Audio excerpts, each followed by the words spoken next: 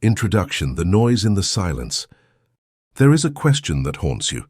It is not a question you formulate with words, but a sensation you carry stuck in your chest, right behind the sternum. Sometimes it appears on Sunday afternoon when the noise of the world dies down. Sometimes it appears in the middle of a party full of people, making you feel like the loneliest being. You feel like the loneliest being in the universe. The sensation is this: there is something more. This cannot be everything. There is something I have forgotten, and that is vital to remember. Welcome to the question of the soul. If you have this audiobook in your hands or in your ears, it is not by chance, it is a specific calling. In the metaphysical universe, chance is only the name we give to a law we do not understand. You are here because your current structure, the life you have built with so much effort, has become too small. It is like trying to put an ocean inside a glass of water. The glass is breaking, and that break which you call anxiety is your soul. That break, which you call anxiety, crisis, or existential vacuum, is actually the sound of your soul waking up. We live in a society expert in the container, but illiterate in the content. We have mapped the human genome and explored Mars, but we are complete strangers to ourselves. We have become tourists of our very own lives. It is time. This book is not an instruction manual to fix you because you are not broken. This book is a return map. We are not going to learn new things. We are going to remember ancient things. We are going to remove the layers of social, familial, and cultural cement that have buried your internal diamond. You must be prepared for this demolition. Prepare yourself, because questioning the soul is not an intellectual exercise. It is an act of demolition. To find the truth, first we will have to destroy the illusions that you have called I. The question is not who you are. The question is who you think you are and why you keep defending that lie. Let us begin this sacred journey now. Chapter 1: The Divine Fractal. Look at yourself in the mirror. Do it for real. Do not look at yourself to see if you have dark circles under your eyes, if a new wrinkle has appeared, or if your hair is messy. Look into your own eyes. Stare at your own pupils, and hold the gaze until you feel that strange vertigo, that momentary dissociation in which the face looks back. In that moment of vertigo, when the label with your name peels off, when your profession and your personal history dissolve, something remains. A presence remains. There is a someone who is looking through the windows of the eyes, but who is not the eyes. That someone is the protagonist of this book. That someone is the soul. But the word soul has become too small, worn out by centuries of religion and folklore. We imagine the soul as a translucent ghost, a small cloud of steam that escapes the mouth when we die. Nothing could be further from the truth. That vision is insulting to your true nature. The first truth we must establish is that smallness is a lie. You have been sold the idea that you are a biological accident, an evolved primate that learned to use tools and have anxiety. They have told you that you are a speck of dust in an indifferent universe, separated from everything else, fighting for limited resources on a planet that spins in the middle of nowhere. This is a false narrative. This narrative of separation is the fall from paradise. It was not a bite of an apple. It was a bite of the fruit of ignorance. It was believing that we are separated from the source. To understand who you are, we must leave biology and enter sacred geometry and the physics of consciousness. We must speak of the fractal. You are a map. The theory of the cosmic hologram. Imagine a normal photograph. If you cut it in half, you have half a landscape in one hand and half in the other. If you cut it in four, you lose the image. Now imagine a hologram. The magical characteristic of a holographic plate is that if you cut it in half, you do not get half an image. You get the entire image, only a bit less sharp. The whole is contained in each of its parts. You are not a photograph, you are a hologram. Advanced metaphysics postulates that the universe, the source, God, infinite intelligence, the labels are irrelevant, is a unified consciousness. And to experience itself, that consciousness projected itself into trillions of focal points. It is you. You are one of those points. But due to the holographic nature of reality, you are not a part of God. You are not an arm, a finger, or a cell of God. You are the totality of God expressing itself at a specific point. This is the divine fractal. A fractal is a mathematical structure that repeats itself infinitely at different scales, as above, so below. This means that you possess, in a latent or active state, the same attributes as the source that created the galaxies. You possess the capacity to create, to destroy, to love, to expand, and to order chaos. You are not the child of God in the sense of a child subordinate to an authoritarian father. You are the fractal. You are the same substance. You are the ocean put into a drop. The drop may seem small and vulnerable on a leaf about to evaporate, but its chemical composition, H2O, is identical to that of the Atlantic. The drop is ocean. If the drop returns to the sea, it does not disappear, it expands. It recovers its memory of immensity. Your human life is that drop on the leaf. Your anguish, your fears, and your feeling of loneliness come from only one thing. You have forgotten that you are water. You have convinced yourself that you are the leaf. Or worse still, you have convinced yourself that you are the empty space between you and the next drop. You are the whole. The problem of mistaken identity. If you are a divine fractal, omnipotent in potential, why do you feel so miserable sometimes? Why do you worry about not making it to the end of the month? Why does it break your heart that someone doesn't call you? Because you are suffering from an acute case of mistaken identity. You are lost in the role you are currently playing. Most human beings live in what I call avatar mode. Imagine you are playing an ultra-realistic virtual reality video game. You put on the goggles, the haptic suit, and enter the simulation. Your character, your avatar, is a warrior in a dangerous world. If the game is good enough, after a few hours, you forget you are in your living room.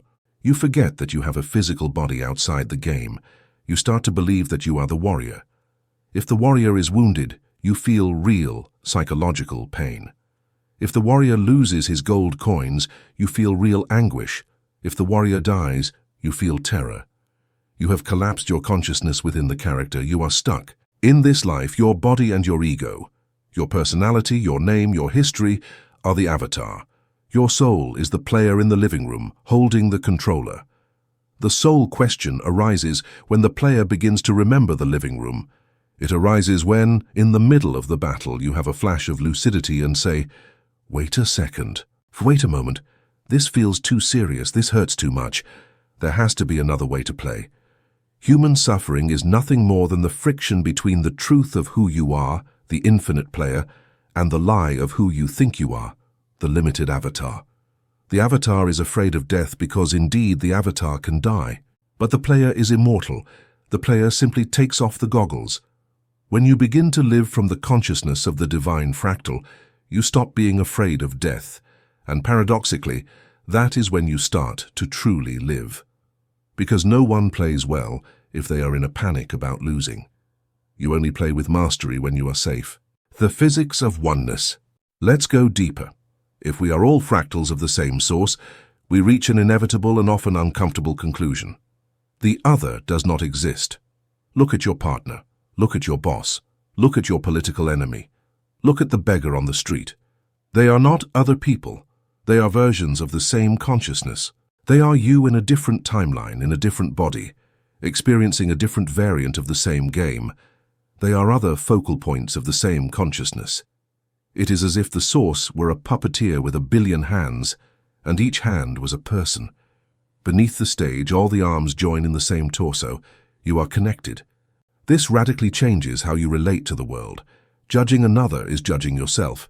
Hating another is cosmic self-harm. Loving another is self-love.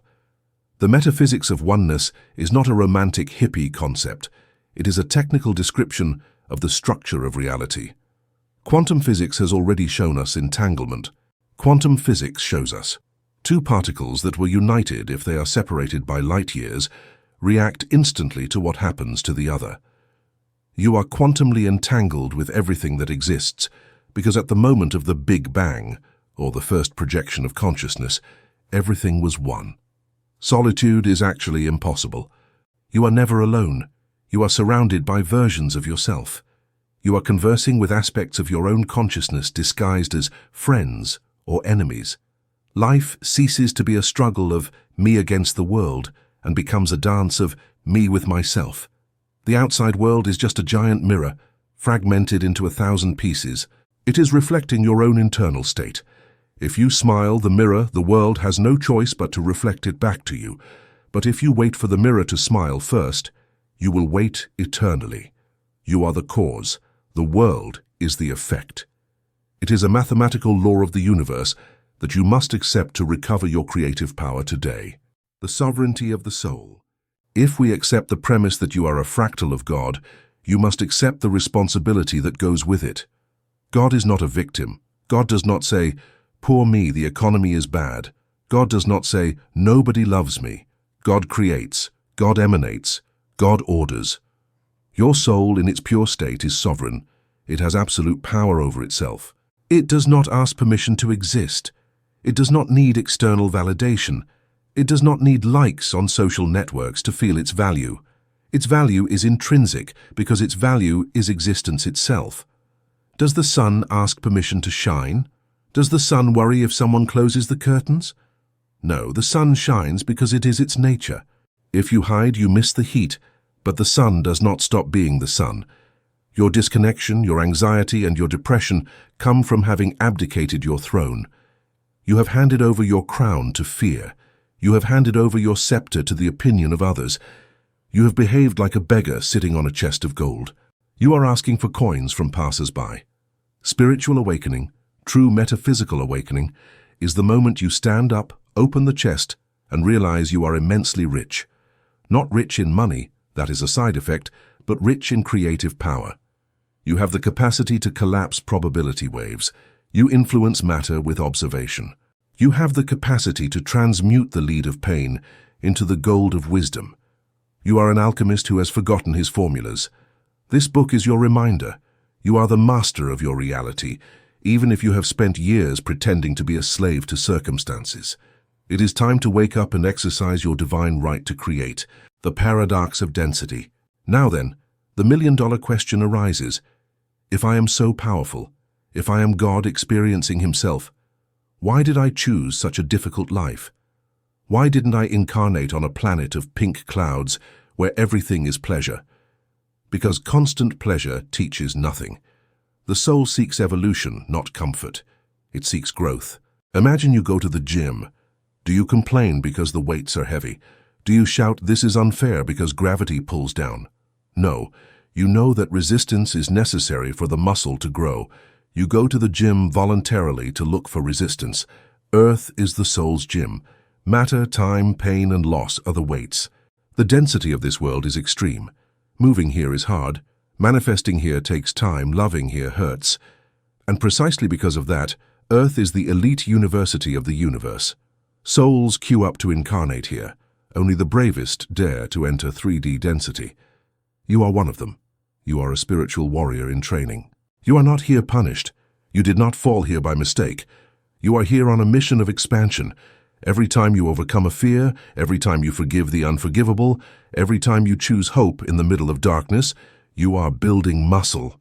You are expanding the consciousness of the entire universe. God learns through you. When you cry, the source knows sadness. When you laugh, the source knows joy.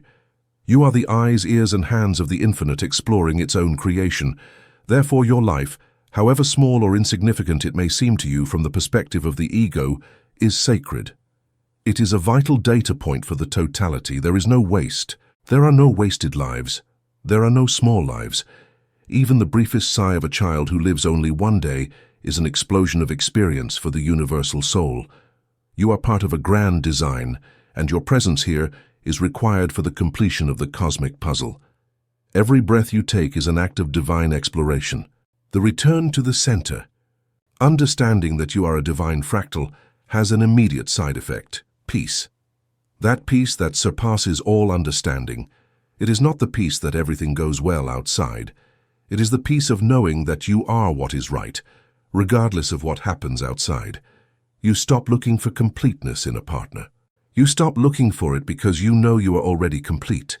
Two halves do not make one. Two completes make a universe. You stop looking for security in money because you know that you are the source of wealth, not the job. You stop fearing the future because you know that the future is something you are weaving. You are weaving it from your present, not something that falls on you. You begin to inhabit your body with a new dignity. You walk differently. You speak differently. People will notice something in you. They will say, they have a strong presence. What they notice is that the tenant has returned home. You are finally present. There are no more lights off in your inner mansion. You have occupied your space. You have accepted your divinity. But beware. The ego, that little impostor that has ruled your life for years, is not going to yield the throne so easily. The ego feeds on separation. It feeds on drama. It feeds on being special for its problems. When you tell the ego, hey, we are God, we are everything, there is nothing to fear, the ego panics. Because if there is no fear, the ego is out of a job. The ego is the guardian of amnesia, and it will do everything possible to make you fall back asleep. It will tell you this is nonsense. It will tell you to be realistic. Chapter 2, Voluntary Amnesia. If we accept the premise of the previous chapter, that you are a divine fractal, an extension of the infinite source with unlimited latent power, a furious, almost insulting question immediately arises in your logical mind. It is the question that every spiritual seeker ends up screaming at the sky in their darkest nights. It is deep. If I am God, or a part of God, why am I so stupid? Why am I so fragile? Why did I choose to be born into a dysfunctional family, have this imperfect body, and spend my life worried about pieces of paper called money? If I chose this, I must be crazy. This objection is valid. From a human perspective, incarnation seems like a bad joke. It looks like a downgrade. Who would trade the bliss of nirvana for a 30-year mortgage? The answer to this question is the key to stopping the fight with your life and starting to love it. The answer is voluntary amnesia. You did not forget who you were by accident. You did not hit your cosmic head while falling from the sky. It was a choice. You took a pill to forget. You put a blindfold over your eyes with a double knot. And you did it on purpose. You did it with a precise, surgical, and bold intention. Welcome to the mystery of the veil of oblivion. In this chapter, we are going to explore why ignorance is a fundamental requirement for the experience. It is a necessary path. We will explore why your current limitation is, paradoxically, your greatest achievement, the boredom of omnipotence. To understand why a soul would choose to forget, we must first do an exercise of radical imagination. Imagine that you are God, or if that word carries too much weight for you, imagine that you are pure and infinite consciousness. In that state, you are omniscient, you know everything. Omnipotent, you can do everything, and omnipresent, you are in everything. Time does not exist. Everything is an eternal now. Space does not exist. You are everywhere. The other does not exist. Only you exist. You are absolute light. You are absolute love. You are absolute peace. It sounds wonderful, doesn't it? It is during the first eternal millennia. But there is a problem with absolute perfection. It is static. In perfection there is no movement, because there is no need to go anywhere. You are already there. In omniscience, there is no surprise, because you already know the end of the movie before it starts. In omnipotence, there is no challenge, because there is no resistance. The philosopher Alan Watts proposed a brilliant thought experiment. Imagine that, being God, you have the ability to dream whatever you want. Tonight, you dream that you live 75 years of pure pleasure.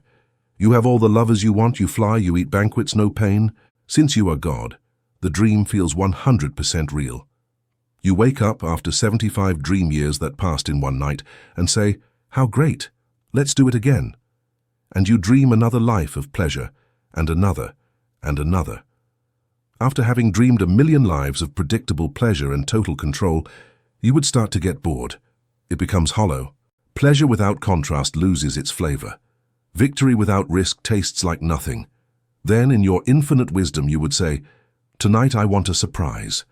I want to dream a life where I don't know I'm dreaming. I want to dream a life where I don't have total control. I want to dream a life where there is danger, fear, and difficulty. I want to feel the excitement of overcoming it. And so you would program a life where you forget that you are God. You would program a life where you believe you are a small human called your name, with problems, doubts, and fears. And you would launch yourself into that dream with wild enthusiasm. That life is the one you are living now. You are the dreamer who got bored of the light and came to play in the shadows to feel something real. Amnesia is the #1 rule of the game. Without amnesia, there is no game. It is the friction that creates the spark of experience. You chose the limitations to rediscover your power from within the most profound of darknesses. The engineering of total immersion. Think of it in terms of human technology. What is the holy grail of video games and cinema? Immersion. We want bigger screens, surround sound, haptic virtual reality. We want to forget that we are on a sofa and believe we are in a spaceship. But there is always a problem. A part of your brain knows it is false. You know it is a game. You know that if the monster eats you, you just have to take off the goggles. That dilutes the fear. That dilutes the experience. The veil of oblivion is the ultimate immersion technology. The soul, before incarnating, goes through a vibratory process of densification. It crosses the river Lethe, the river of forgetfulness of the Greeks. This process temporarily erases access to cosmic memory.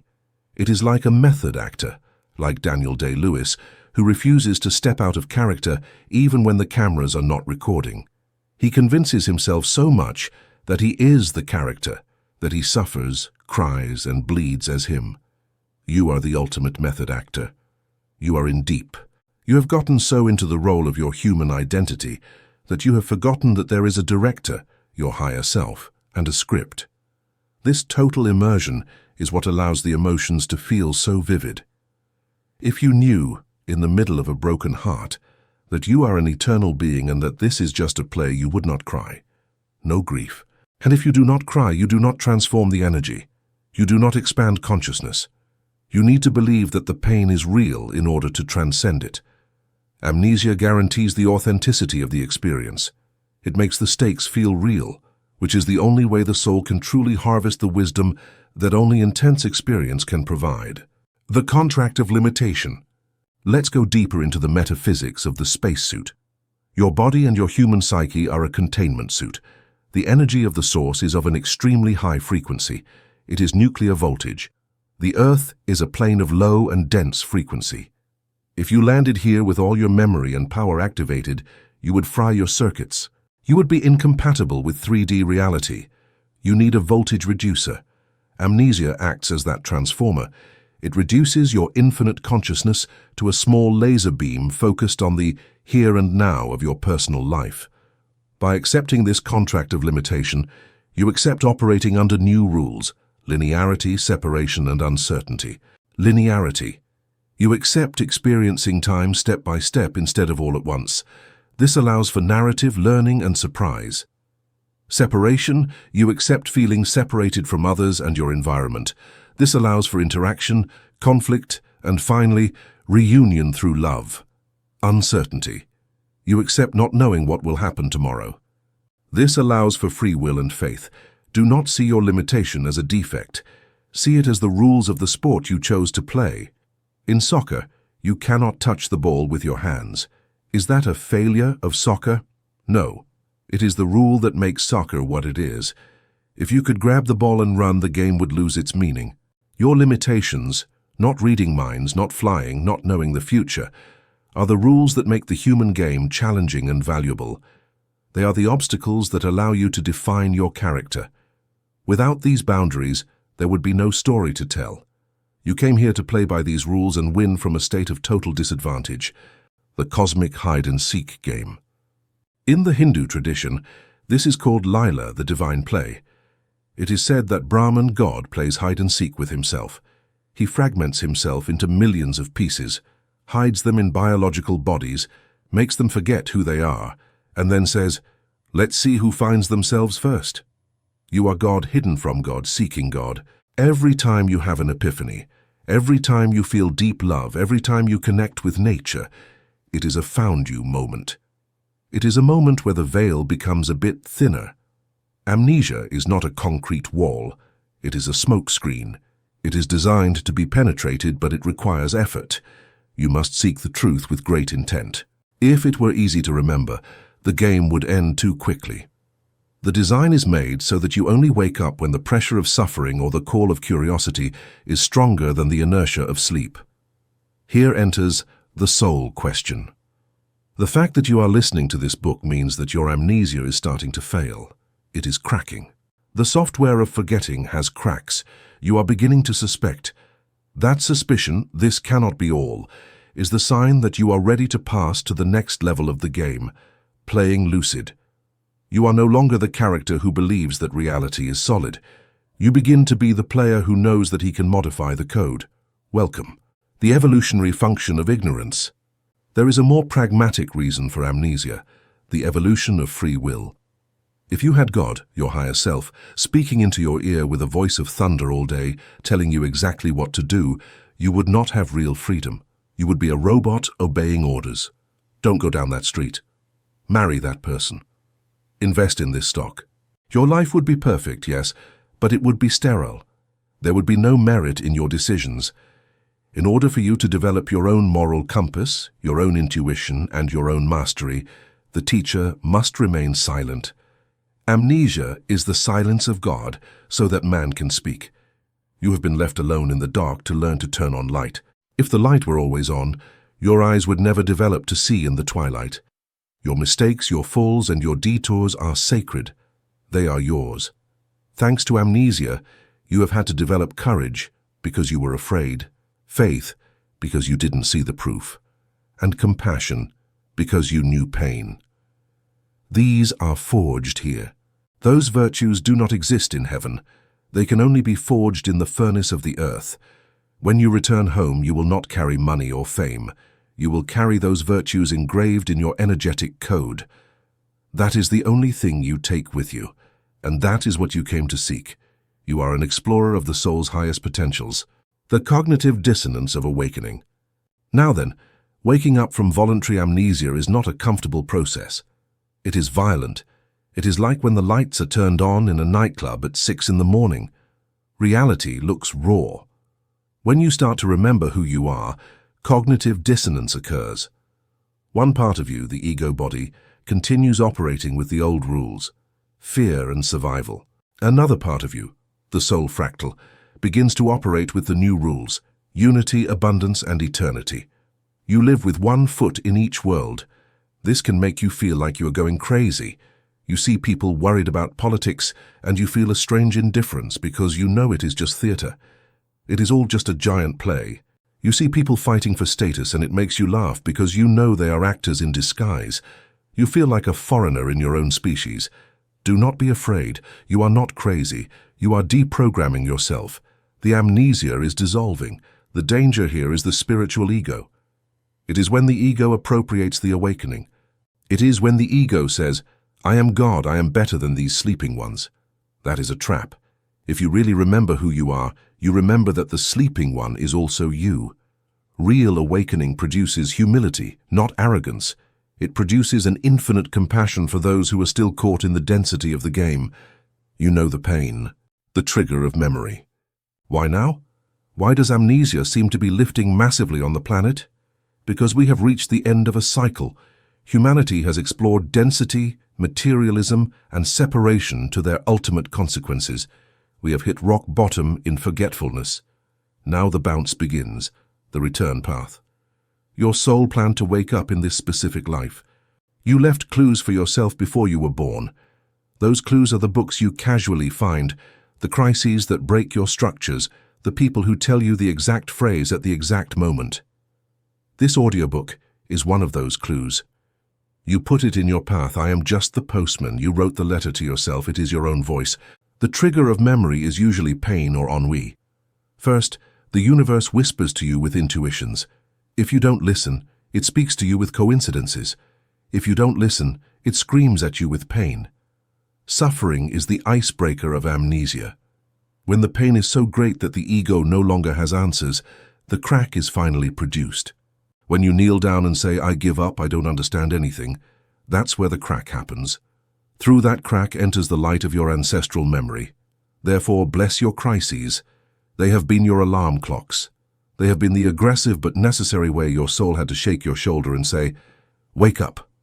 The paradox of double vision. The final goal is not to reject the human experience. We do not want to go floating off to nirvana and leave the body empty. The goal is double vision. It is the ability to be in the cinema, eating popcorn, and getting excited by the movie, but knowing at the same time that it is a screen. It is being both the actor and the witness. It is crying at the funeral, feeling the human pain of loss, but knowing deep down that death is an illusion and that the soul is eternal. It is working to earn money and pay rent, respecting the rules of the 3D game, but knowing that your provision comes from the source and not from your boss. Living with double vision is the mastery. It is enjoying the amnesia enough so that life has flavor, but maintaining the memory enough so as not to drown in the drama. It is dancing with life, without life stepping on your feet. You are the master of the game when you can play it fully, while knowing it is not final.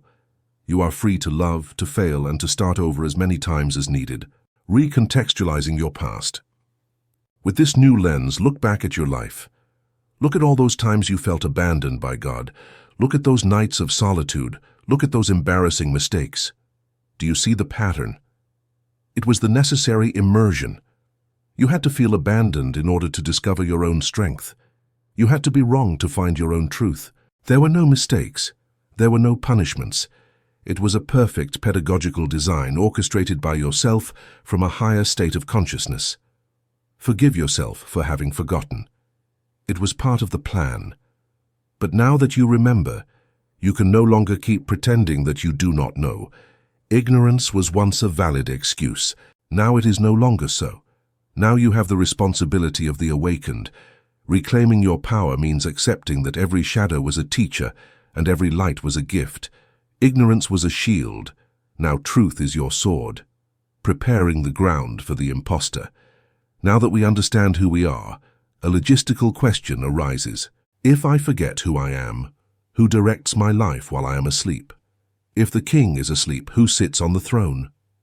Nature abhors a vacuum. When your divine consciousness withdraws to the background, amnesia, an artificial structure is created to interact with the world. An acting manager, a survival suit, a biological AI designed to protect. We call it ego. And although pop spirituality has told you that the ego is the enemy to be beaten, I am going to tell you something radical. The ego is the most misunderstood hero in history. It is the spacesuit that allowed you to survive in a toxic atmosphere. It is time to thank the suit and take back the command of your journey. Chapter 3. The Necessary Impostor, the Ego. In spiritual circles, self-help and pop psychology, there is a witch hunt. There is a villain that everyone points at, blames, and wants to destroy.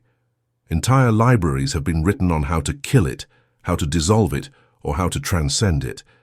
That villain is the ego. They have told you that the ego is the demon. It's a mistake. They have told you that the ego is the source of your evil, that it is the obstacle between you and God. They have told you that to be spiritual, you must annihilate your ego and become a kind of lobotomized saint who smiles all the time and has no desires. I want you to stop that war right now. It is a fundamental error in your path. Attempting to kill the ego is an act of internal violence, and what is worse, it is an act of suicide. If you killed your ego today, you would not become enlightened. You would become a vegetable incapable of functioning in this world. You would not know your name, how to tie your shoes, or look both ways before crossing the street. The ego is not your enemy. The ego is your interface. The problem is not that you have an ego. The problem is that the ego, designed to be a faithful servant, has staged a coup d'etat and crowned itself king. Welcome to Chapter 3. Today we are going to sign a peace treaty with your internal impostor. We will understand its function. We will understand its origin and its fear. And by doing so, we will take away its crown and give it back the broom. Because an ego that serves is a wonderful tool, but an ego that rules is a demented tyrant.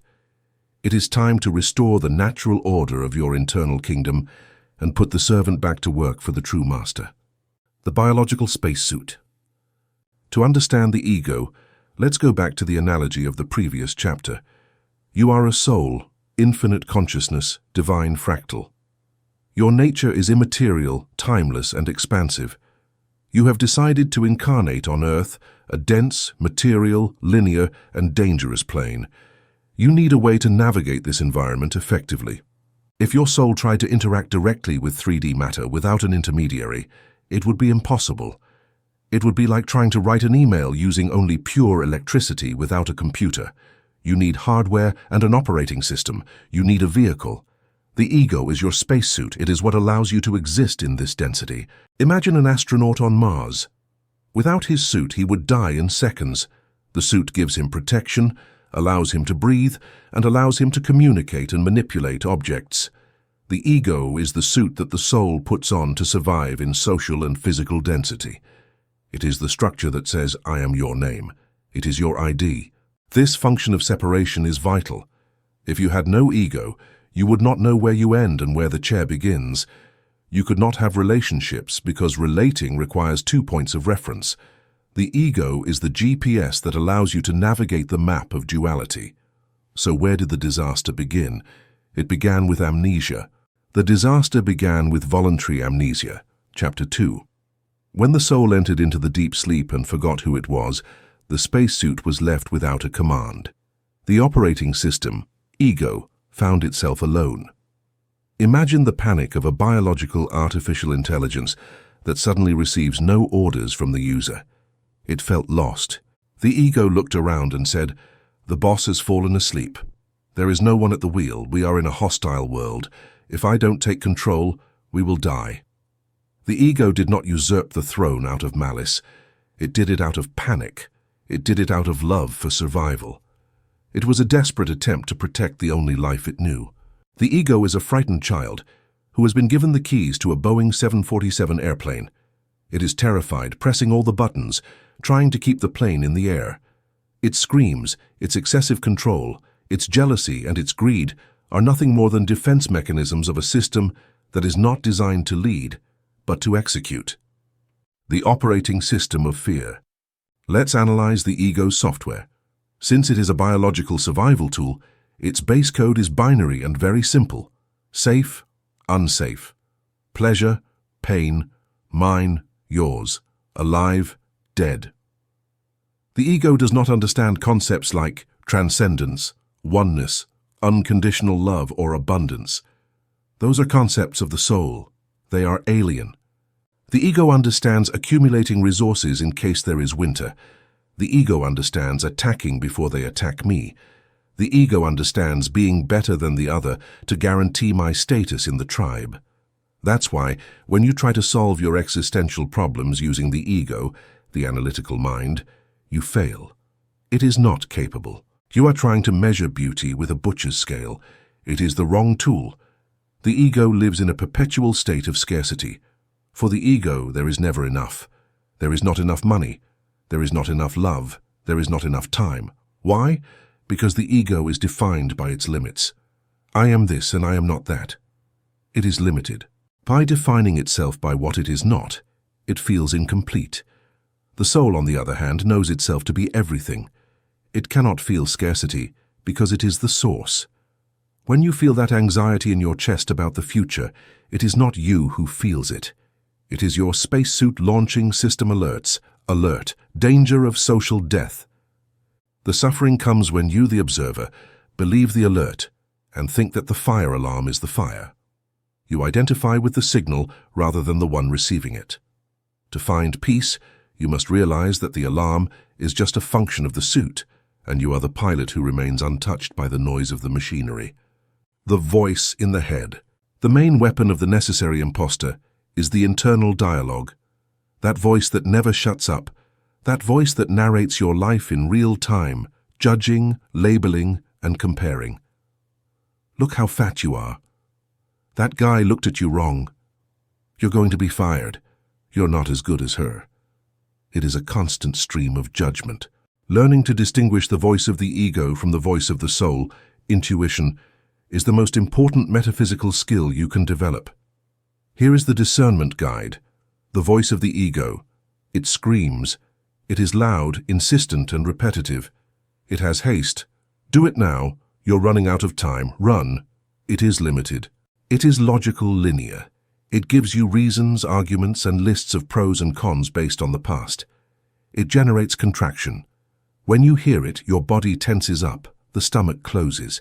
It seeks someone to blame. It's his fault. It's my fault. The voice of the soul. It whispers. It is subtle. You have to be in silence to hear it. It is timeless. It is in no hurry. It knows that everything is perfect. It is direct synthetic. It does not argue. It simply knows. Go this way. Call this person. Everything is fine. It generates expansion. When you hear it, you feel peace, lightness, and openness in the chest. It seeks truth. It does not judge. It only understands. The ego will tell you a 100-page horror story about why you shouldn't leave your toxic job. The soul will tell you a single sentence: you no longer belong here. Your job as sovereign is to listen to both. Thank the ego for its concern, survival, but obey the soul, purpose. The ego protects the body. The soul guides the life. The trap of the spiritual ego. Here we reach slippery ground where 90% of seekers fall. You decide to kill your ego. You start meditating, you do yoga, you dress in white, you become vegan, you read Eckhart Tolle, and suddenly you feel superior to your friends who watch soccer and eat meat. You feel more evolved. You judge their low vibration. Stop. Be careful. That is not spirituality. That is the ego disguised as a monk. The ego is a master of disguise. If it sees that you now value spirituality, it will put on a turban and say, "Look how spiritual I am. I am the humblest in the neighborhood. No one is as good at killing the ego as I am."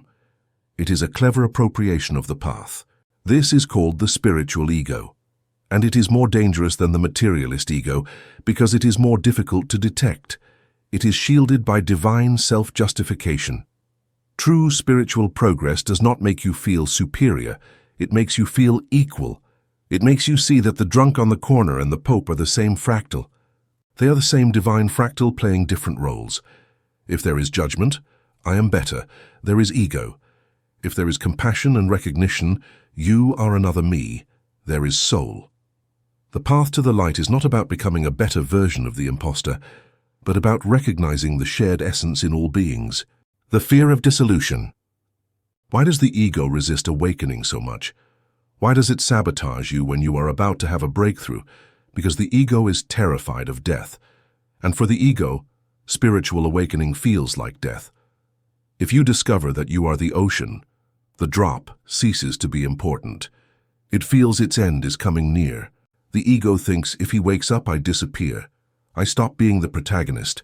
I become a simple employee. And it fights for its life. It generates doubts. It generates cynicism. It generates distractions. It will make you feel sleepy when you want to meditate. It will make you feel irritation when you read this book. It fights. It is the defense mechanism of the structure that does not want to be dismantled. Do not get angry with it. Understand it. It is like a faithful dog that believes the mailman is a murderer and barks to protect the house. You don't hit the dog. You pet it and say, "Quiet boy, it's just the mailman, I have control." The way to transcend the ego is not war, it is loving inclusion. You must tell your ego, "I see you, I recognize you. Thank you for keeping me alive all these years. You did a great job protecting me when I was asleep, but now I have awakened. We no longer need to be afraid. Now I drive and you go in the back seat enjoying the view. I am not going to kill you. I am going to integrate you." When you treat the ego with love, it relaxes. It stops barking. It becomes what it was always meant to be, a magnificent butler. The ego is excellent for organizing the schedule, calculating taxes, and remembering the shopping list. Use it for that. It is a tool. But never let the butler decide who enters your house or where your life is going. You are the master of the house. The ego provides the logistics for your journey on earth, but the soul determines the destination. When the hierarchy is restored, peace returns to your internal world and the struggle finally ends. The persona, the mask. The word personality comes from the Latin persona, which means mask, the one used by actors in Greek theatre to amplify their voice. Your personality is a mask. It is a construct. You were not born with it.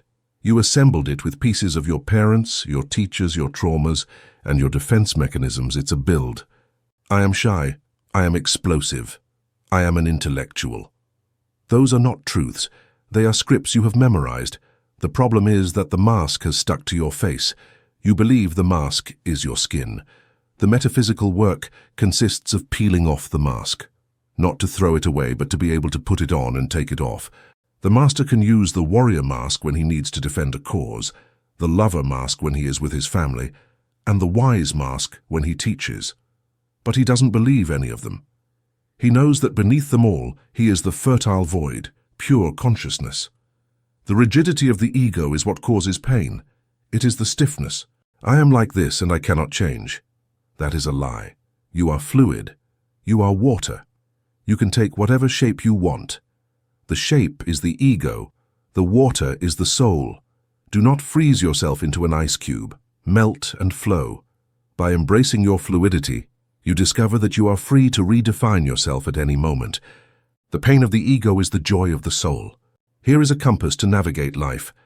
What often feels like a tragedy for the ego is a party for the soul. Losing a prestigious job is a death for the ego, loss of status. For the soul, it is the liberation from a cage that prevented your expansion. It is an opening for a new path that aligns better with your true purpose. If a partner leaves you, it is a blow to the ego, rejection. For the soul, it is the necessary space for you to enter into self-love or find someone who resonates with your new frequency. When something bad happens to you, ask yourself immediately, who does this hurt, my ego or my soul? It is a key question.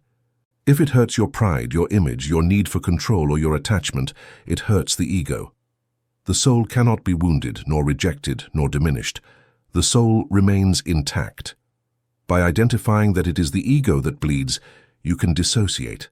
You can observe the pain as one observes a wound on the knee. You are the watcher. Ah, look, my ego is hurt. I will put a bandage of compassion on it, but I'm not going to let this stop my walk. This distance, this small space between you and your pain, is freedom. Suffering is pain plus resistance. If you remove the resistance, only clean pain remains, and clean pain passes quickly. Ego suffering lasts. Taming the beast. How do you live day to day with this impostor? With eternal vigilance and a sense of humor. A sense of humor is the kryptonite of the ego. The ego is tremendously serious. It gives itself capital importance. It is offended very easily. The soul is playful. It knows that everything is a theater. It sees the comedy in it. When you catch yourself indignant because someone cut you off in traffic shouting and defending your territory, stop. Look at yourself from the outside. Look at that evolved monkey screaming inside a metal box. And laugh. Laugh at your own importance. Tell your ego, wow, you're being dramatic today, Pepe. Name your ego. Relax, no one has taken our crown, they've just overtaken us. By laughing at your ego, you deactivate it. You make it small, you make it transparent.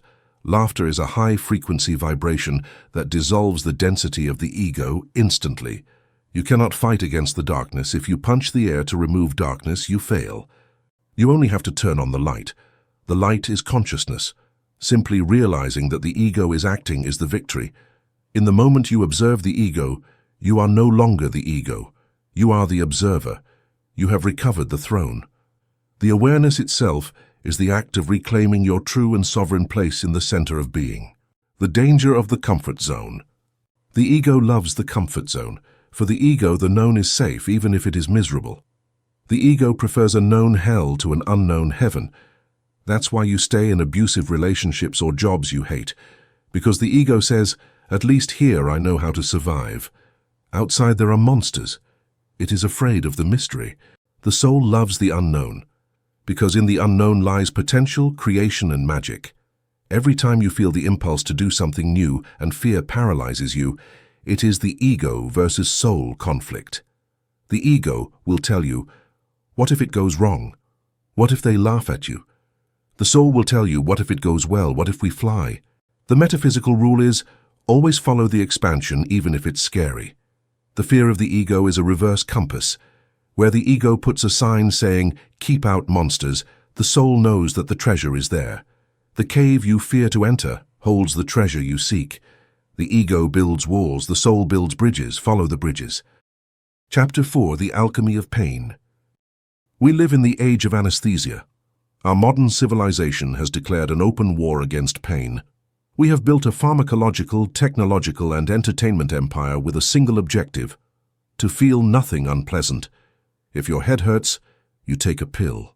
If your heart hurts, you drink alcohol. If boredom hurts, you scroll infinitely. If the existential void hurts, you buy things you don't need. We have created a society of comfort junkies. We believe that a good life is a life without symptoms, without discomfort, and without friction. But I have bad news for your comfort and excellent news for your soul.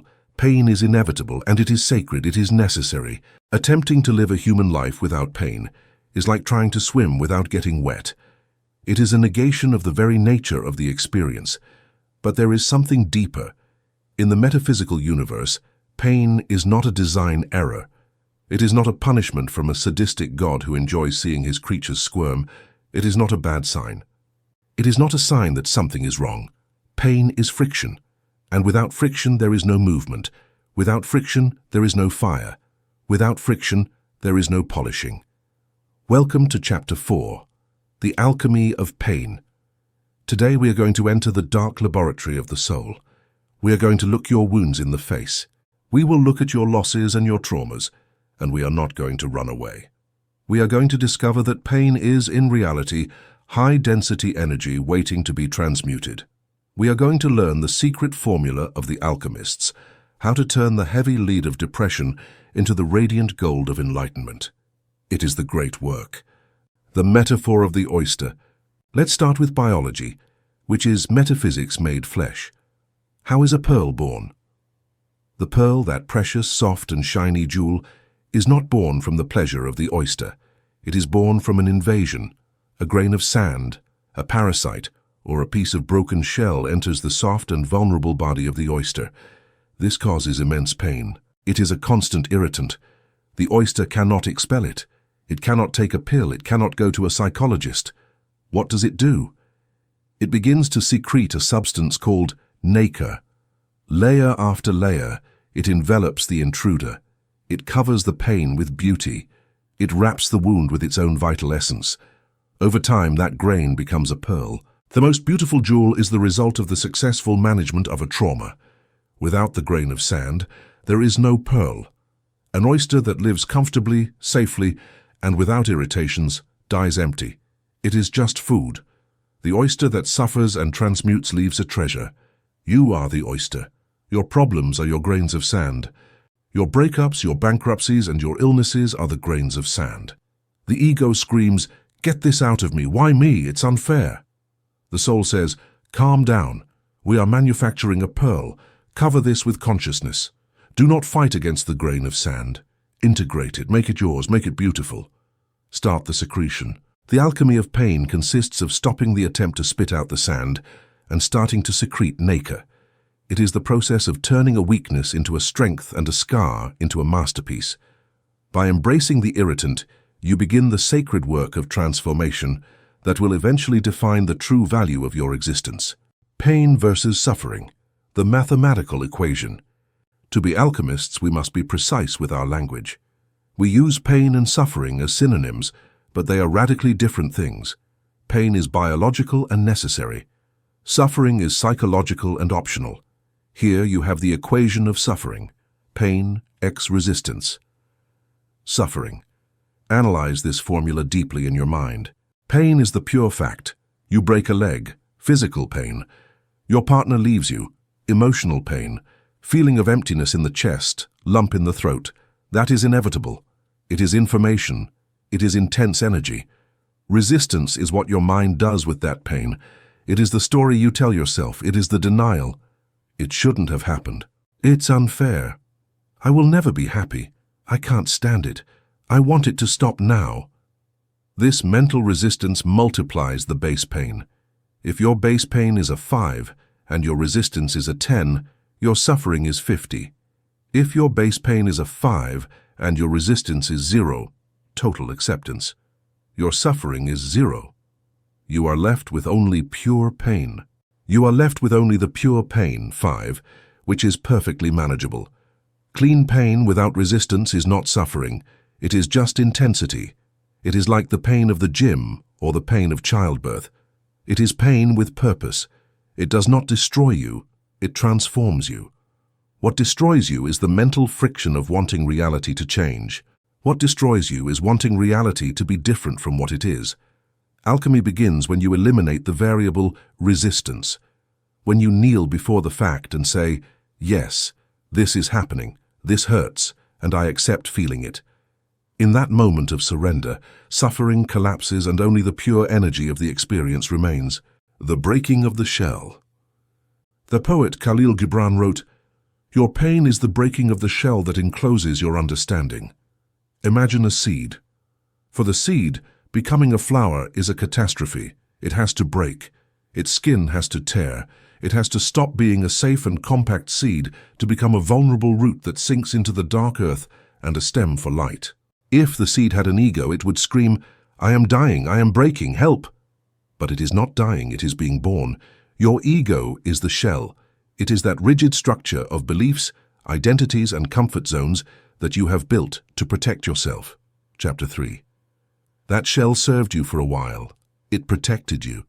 But now it chokes you. Your soul has grown too much for that container.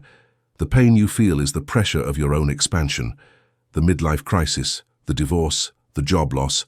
They are not external attacks. They are the internal pressure of your soul breaking the ego.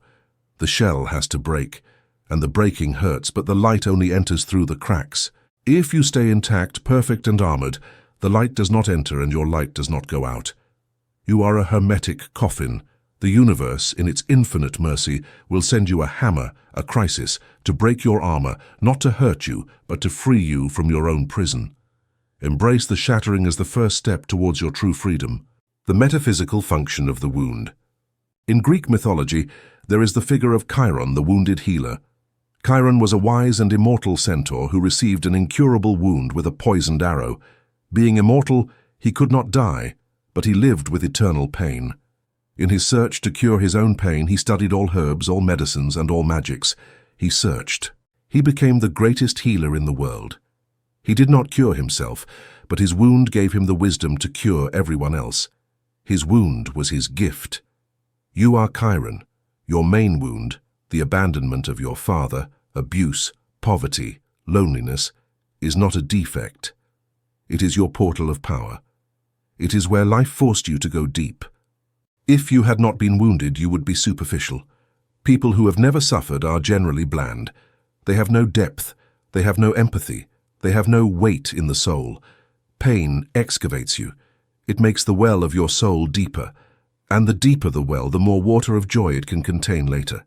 It creates space. The deeper that sorrow carves into your being, the more joy you can contain. Your capacity to feel ecstasy is directly proportional to your capacity to feel pain. If you anesthetize one, you anesthetize the other. You stay in a gray zone of lukewarm mediocrity. Alchemy asks you to look at your wound and ask, what power did it give me? Perhaps your loneliness gave you independence.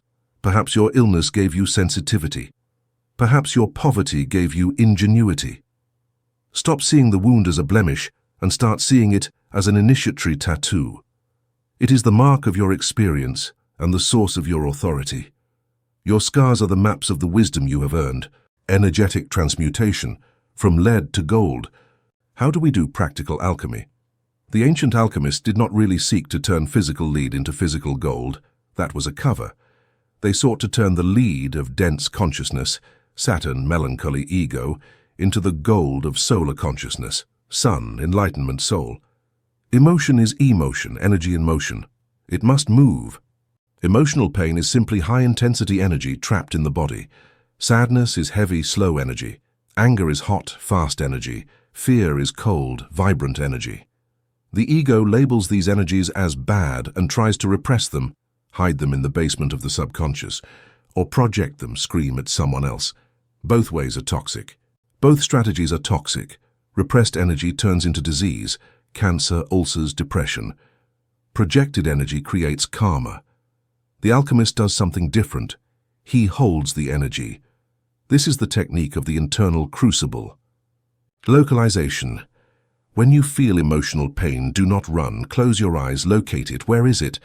Objectification. Take off the label of sadness or anxiety. See it as pure physical sensation. Is it hot? Is it cold? Does it have color? Does it move? 3. Containment. Now comes the hard part. Feel it all. Do not try to change it.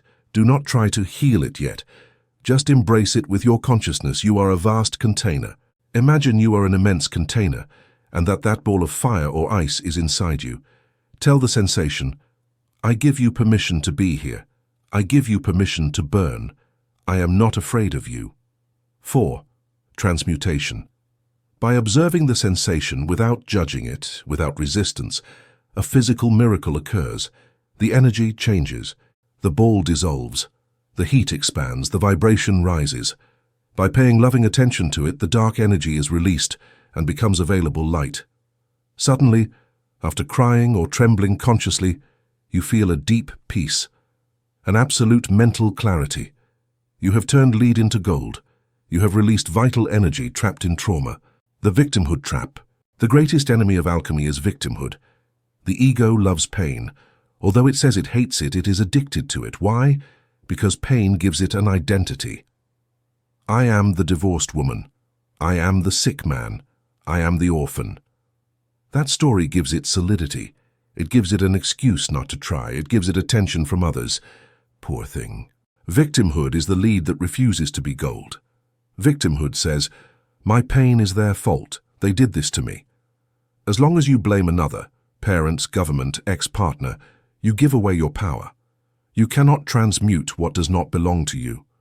If the pain is their fault, they have the key to cure you. You are forever stuck. And since they don't care about you, you are screwed. To be an alchemist, you must commit an act of radical appropriation. You must say, this pain is mine. It doesn't matter who caused it. Now it is in my house, and it is my responsibility. I feel it, therefore I use it.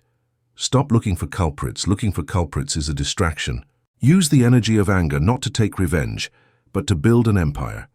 Use the energy of sadness not to give pity, but to write a masterpiece or develop a deep empathy. Pain is free nuclear fuel. Victimhood is throwing that fuel into the river and staying cold. Reclaim your fuel. Take the energy and use it to power your own evolution. Kintsugi, the beauty of scars. Japan gives us a perfect visual philosophy for this chapter. Kintsugi. When a valuable ceramic bowl breaks, the master craftsmen do not throw it in the trash, nor do they try to glue it with invisible glue to hide the break. They do the opposite. They join the fragments with a lacquer mixed with gold powder. They highlight the damage. The result is a bowl traversed by visible golden veins. The philosophy is that the piece is more beautiful and more valuable for having been broken and repaired than when it was intact. The break is part of its history, not the end of its history. You are that bowl. Your scars, physical and emotional, are your veins of gold. Be proud. Do not try to hide them. Do not try to pretend that nothing happened. It happened, you broke, and you reconstructed yourself with the gold of your consciousness. Now you are stronger in the broken parts than in the intact parts. Welded bone is harder than original bone. Wear your scars with pride. They are war medals. They are proof. They are the proof that you survived the density and transformed it. A person without scars is a person who has not lived, who has not loved, and who has not risked. They are showcase porcelain, pretty but useless. You are battle ceramic. Your value is measured by the depth of your cracks and the purity of the gold you use to fill them. The purifying fire. In the alchemical tradition, they speak of calcinatio, calcination. It is the process of burning a substance until it is reduced to ashes to eliminate impurities. Life sometimes puts you in the oven. You lose everything: money, reputation, love, health. You feel like you are being burned alive. It is an intense, consuming experience. What is burning is not you. The soul is fireproof. What is burning are your attachments. Your masks are burning. Your false identities are burning. The fire destroys everything that is not true. Only the real survives the fire. When you come out of the oven, you are naked, covered in ash, but you are pure. You are light and free. You are no longer afraid of losing anything, because you already lost everything and saw that you are still alive. That invulnerability is the gift of the fire. Do not fear the heat. Fear the lukewarmness. Lukewarmness rots. Fire purifies. The intensity of your crisis is the measure of the transformation that is taking place within you. The dark night, the threshold. Sometimes pain is not sharp, but dull. It is a void, a total disconnection. God does not answer the phone. Life loses color. Nothing makes sense. It is the dark night of the soul. We will talk more about this in Chapter 6, but here we introduce its alchemical function. It is the moment when the soul decides to remodel the house. To paint and fix, first you have to empty the furniture and turn off the lights. That void, that spiritual depression, is the caterpillar's cocoon. The caterpillar inside the cocoon dissolves completely. It becomes an unrecognizable biological soup before reorganizing into a butterfly. If you are at that point, congratulations. If you are at that point where you don't know who you are and nothing motivates you, congratulations. You are in the soup. You are dissolving. The ego is screaming because it is liquefying. Hang in there. Do not run to look for cheap distractions. Sit in the void. Let the alchemy finish its work. You are becoming something new. What will emerge will not be an improved version of the caterpillar. It will be a winged creature that belongs to another element, the air, spirit. You are in transition. The darkness is not the end of your story. It is the laboratory where your new self is being constructed. Trust the process of dissolution. The wings are coming. How to accompany the pain of others. Once you become an alchemist, your way of seeing the pain of others changes. Before, when you saw someone suffering, you wanted to save them. You wanted to take away the pain quickly because it made you uncomfortable. Now you understand that this is a lack of respect. You are interfering with their own sacred alchemical process. Taking away someone's pain prematurely is stealing their pearl. It is forcing open the butterfly's cocoon, leaving it crippled. The alchemist does not save, he accompanies. You sit next to the one who suffers in silence. You give them your presence. You give them a safe space for their oven to burn. You hold the space for them. You trust in the capacity of their soul to transmute. You do not tell them everything is going to be fine, empty phrase. You tell them, I am here with you in the fire, and I know you can handle this. That is true compassion, recognizing the powerful divinity in the other, even when it is broken. You see their gold, not just their lead. The next time pain knocks on your door, do not bolt the lock. Do not hide under the covers. Do not look for the bottle. Open the door. Invite it in. Sit it at the table. Look it in the eyes and ask, what have you come to burn? What have you come to teach me? What part of my ego are you breaking so that my soul can breathe? Listen, it is not a comfortable guest. It is rude. It smells of smoke. But it brings gifts in its pockets that you cannot get at any cheap happiness store. It brings maturity. It brings depth. It brings the capacity to truly love. The lead is heavy, yes, but lead is only gold in disguise waiting for your conscious touch. You are the fire. You are the magician. You are the crucible. Let it burn, and watch with awe how it begins to shine. From the ashes of your old self, a new and radiant being will arise, tempered by the fire and strengthened by the trials. You have completed the work. You have found the gold. Now walk through the world with the light of your soul. Chapter 5, The Hall of Mirrors. Imagine that you enter an old fairground attraction, a labyrinthine room where all the walls, the ceiling, and the floor are covered with mirrors. Everywhere you look, you only see infinite repetitions of yourself. If you smile, 1,000 versions of you smile back. If you raise your fist in anger, 1,000 enemies threaten you. If you cry, you are surrounded by an army of sadness. At first it can be fun, but if you forget they are mirrors, it can become a nightmare. You may come to believe that you are trapped in a crowd of strangers who imitate your movements to mock you. You may even attack your own reflection, breaking your knuckles against the glass. You might scream, "Leave me alone, why are you doing this to me?" Now step out of the fair and look at your life. Look at your partner. Look at your boss. Look at your parents. Look at the politicians. I have news that may be the hardest to swallow in this entire book, but also the most liberating. You have never seen another person. You have never seen another person in your life. You have never seen the world as it is. Always, without exception, you have been seeing yourself. Welcome to Chapter 5, The Hall of Mirrors. Today we are going to dismantle the illusion of objectivity. We will discover that reality is not a window through which you look out. It is not a window to the outside, but a mirror in which you look inward. We are going to learn that others are not random agents who do things to you. They are obedient actors who interpret the script that you unconsciously wrote for them. You are the director and the audience of your own personal theater of existence and life. The law of correspondence. The Hermetic principle is clear. As within, so without. We usually interpret this poetically, but it is a mechanical law. It is literal physics. Your outer world is a 3D print of your inner world. There is no objective reality out there waiting to be discovered.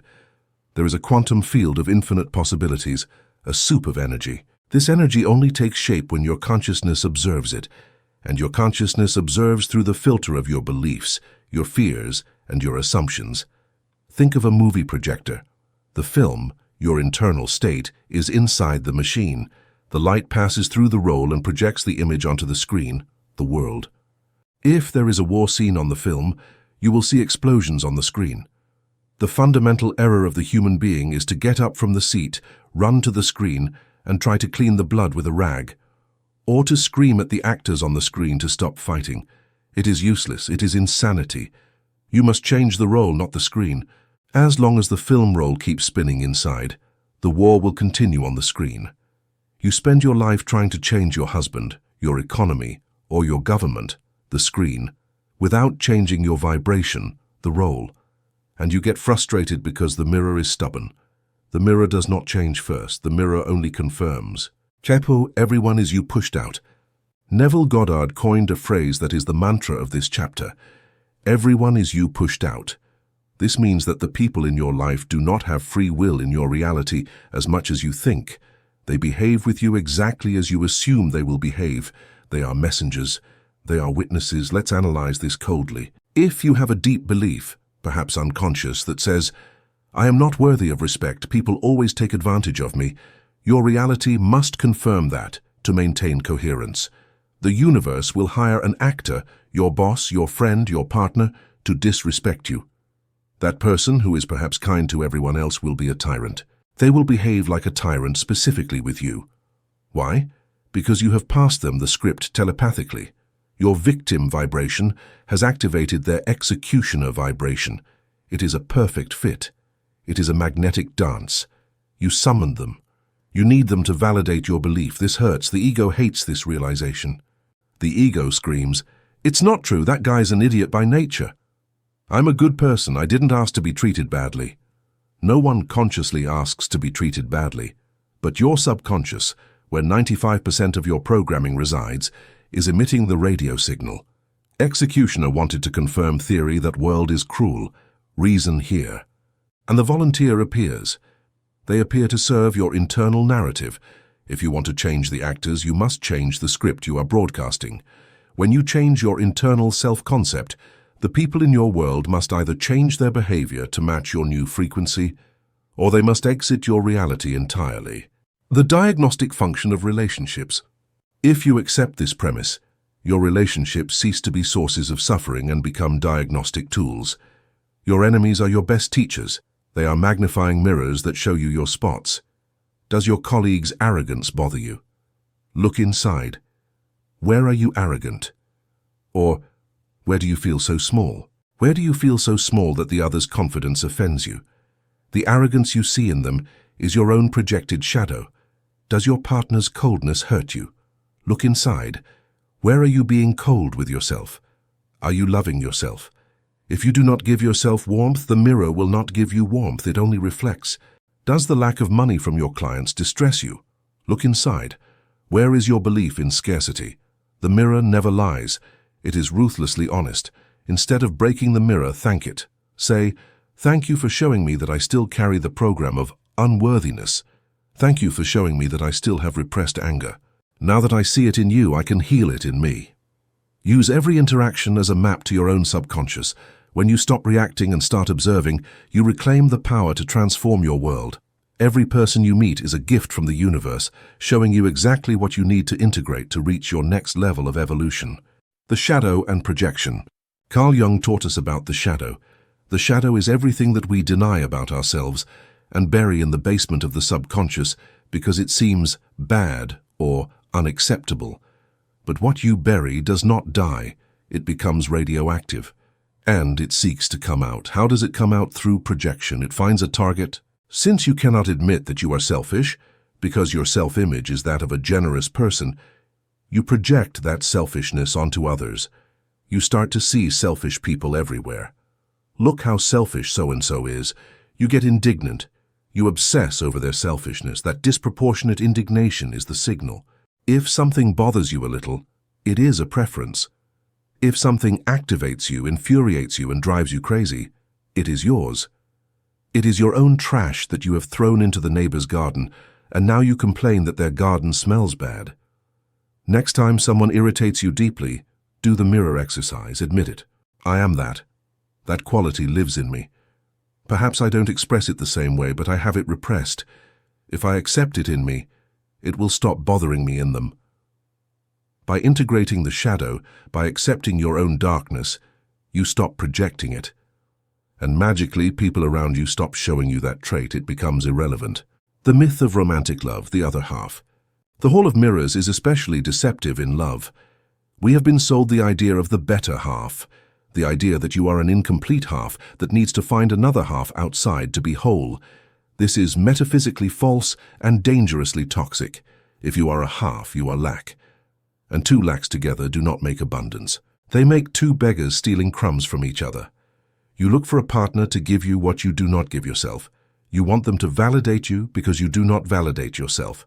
You want them to protect you because you feel insecure. You want them to adore you because you despise yourself. You give them a heavy task. You give the other the impossible job of filling a black hole in your soul. And when the other fails, because no human can fill the void of God, you hate them. You blame them. You disappointed me. They did not disappoint you. They simply could not sustain your projection. In the Hall of Mirrors, you attract what you are, not what you want. If you want a king, you have to be a queen. You cannot be a commoner begging for love and expect to attract a king. You will attract another commoner or a tyrant who will exploit your need. True sacred marriage happens first within. You have to marry yourself. You have to be your own provider and your own muse. Be whole. When you are so full of love for yourself that it overflows, then the other appears. But they do not appear to fill you. You are already full. They appear to share the fullness. It is not, I need you to live. It is, I can live without you perfectly, but I choose to live with you because it is more fun. That is the only real love. The illusion of the solidity of others. Here we're going to get a bit quantum. You believe that people have a fixed personality. My father is conservative. My ex is a narcissist. My boss is stingy. You label them. You freeze them into a statue. By doing so, you prevent them from changing. Your observation collapses their probability wave into the same version. But remember Chapter 7. There are infinite versions of each person. There is a version of your father who is flexible. There is a version of your ex who is empathetic. People are not solid. They are fluid. They change according to who looks at them. Has it happened that you meet someone charming and then a friend says they are a monster? Who is right? Both. That person showed their A side with you because you vibrated in trust, and their B side with your friend because they vibrated in fear or judgment. Each drew a different version from the same quantum file. If you want someone to change, stop looking at them as they are and start looking at them as you want them to be. This requires mental discipline. If your partner is messy, stop complaining about their mess. That perpetuates the mess. Start seeing them in your mind's eye as tidy. Start treating them as if they were tidy. Praise the smallest gesture of order. Ignore the chaos. Hold the vision of their best version with total persistence. Speak to their potential, not to their lack. I know you are an organized person. At first there will be dissonance, but if you keep your vision firm, the person will feel unconsciously driven to fulfill your positive expectation. They will rise to fill the mold you created, or if they cannot, they will leave. Either way, you win. The danger of fixing people. Many fall into the savior trap. You see someone broken, a mirror of your own brokenness, and you launch yourself into fixing them. You give them advice, you lend them money, you give them therapy, and you get frustrated because they do not change, or worse, they bite your hand. Golden rule: you cannot clean the reflection by combing the mirror. Attempting to change another is an invasion. It is a lack of respect for their soul process. And furthermore, it is arrogance. I know what is good for you. If you see someone suffering in your reality, the question is not, how do I help them? The question is, what is in me that is manifesting suffering in my world? Heal that part in you. Raise your vibration. Become a lighthouse. The lighthouse does not run along the beach looking for boats to save them. The lighthouse stays still and shines. The boats use its light to save themselves. Your best contribution to the world is your happiness. When you are aligned, you heal everyone by resonance. As Gandhi said, be the change you want to see in the world. He did not say, make the change. He said, be. It is a state of being. By embodying the frequency of what you wish to see, you provide the blueprint for others to do the same. Your internal transformation is the most powerful political and social act you can perform. Ontological solitude, methodological solipsism. Taken to the extreme, this leads us to a sense of dizzying loneliness. If everyone is me, am I alone in the universe? The ego is terrified of solipsism, the idea that only I exist. But the soul understands it differently. You are not alone in the sense of isolation. You are alone in the sense of oneness, there is no other. You are the only player in a multiplayer game where all avatars are controlled by the same great mind. This does not take reality away from others. Others are as real as you, they are God. But it does take away the separation. Understanding this cures social fear. Why would you be afraid to speak if the audience is you? Why would you be envious of another's success if that success is yours in another variant?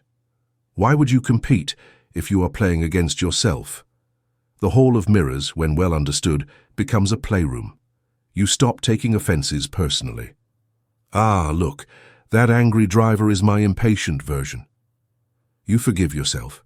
You say, hello, angry me, I forgive you. And you continue on your way without poison, without drama. You walk through a world of your own making, filled with versions of yourself that you can now love and accept. The external war ends because the internal war has ceased. You are finally at home in the universe of your own being. How to clean the mirror?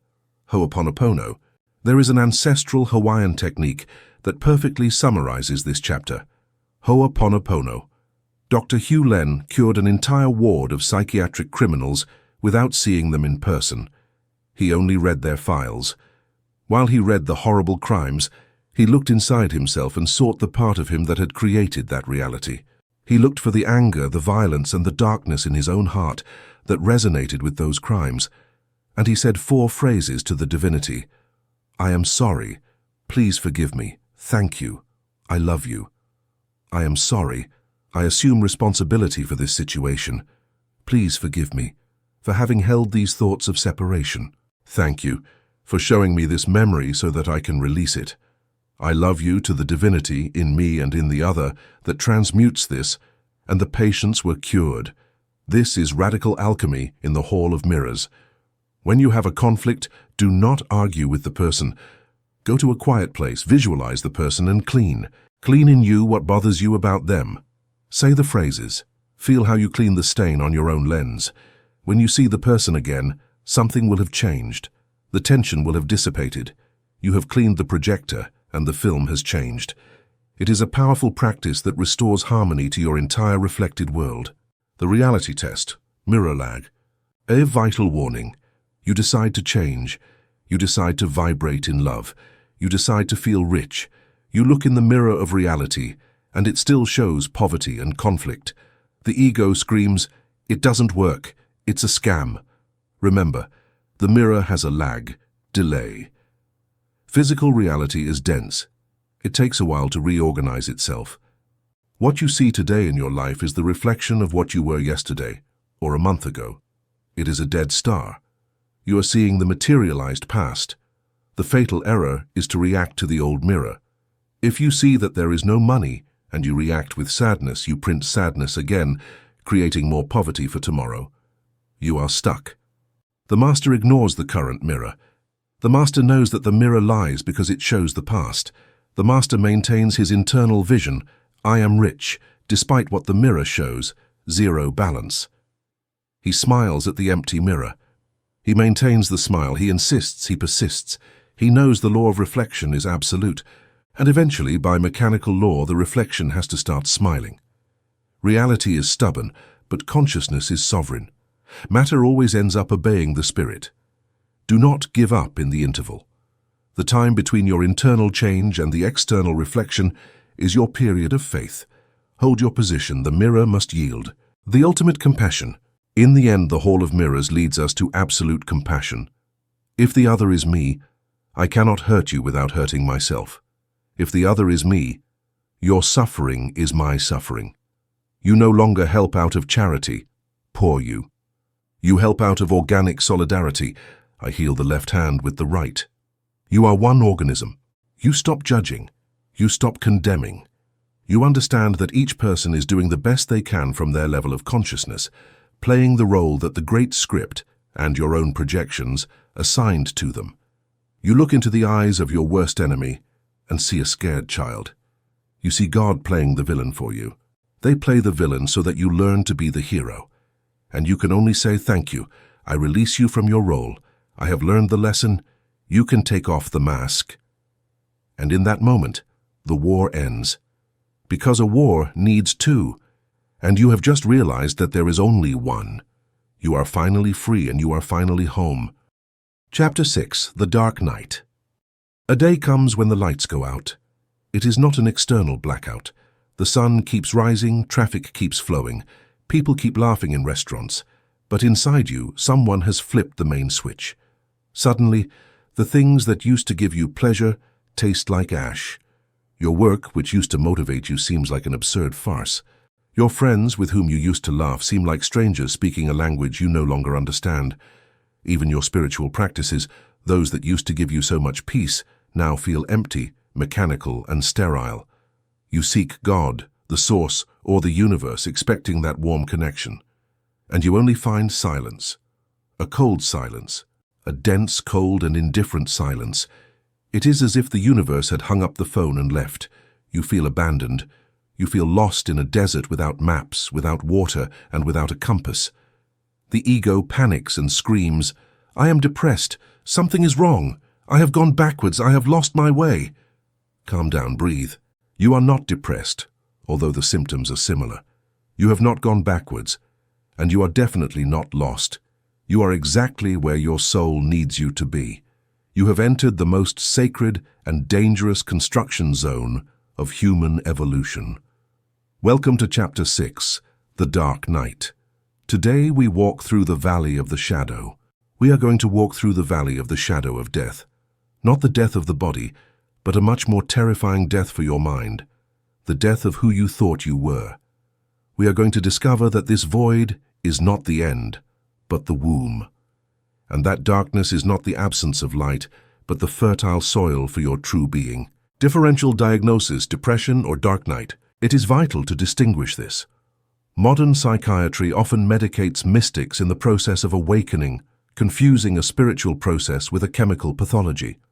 Clinical depression is usually linked to unresolved traumas, chemical imbalances, or a vital disconnection that leads to apathy and hopelessness. It is a different state. The dark night of the soul, on the other hand, is a crisis of meaning. In the dark night you can function. You get up, you go to work, you smile at your children. But inside, there is a question that drills into you. What is the point of all this? Who am I if I take all this away? It doesn't come because things are going wrong. The dark night doesn't come because things are going bad. Sometimes it arrives at your best moment of external success. It comes because the old things no longer fill the new space of your soul. It is the growing pains of the spirit. The shoe has become too small and the foot hurts. You are simply expanding beyond your previous container. The collapse of structures. Imagine you have spent 30 or 40 years building a house. You have chosen the furniture, your beliefs. You have painted the walls, your personality. You have invited people to live, your relationships. You feel safe in your house. But your soul knows that house was built on false foundations, fear, social conditioning, and approval. Your soul does not want to renovate the house. Your soul wants to build a skyscraper. And you cannot build a skyscraper on the foundations of a hut. So, without warning, the soul sends the demolition crew. The dark night is that demolition crew. It often begins with an external catalyst, a divorce, a bankruptcy, a death, or a betrayal. It is the Tower card in the tarot. Lightning strikes the structure and the crown falls. Everything that gave you security is taken away. Why? Because your security was placed in the external, and for you to discover your true security, the internal, the universe must remove the scaffolding. It is a necessary clearing of the ground. They take away your money so you discover you are abundance.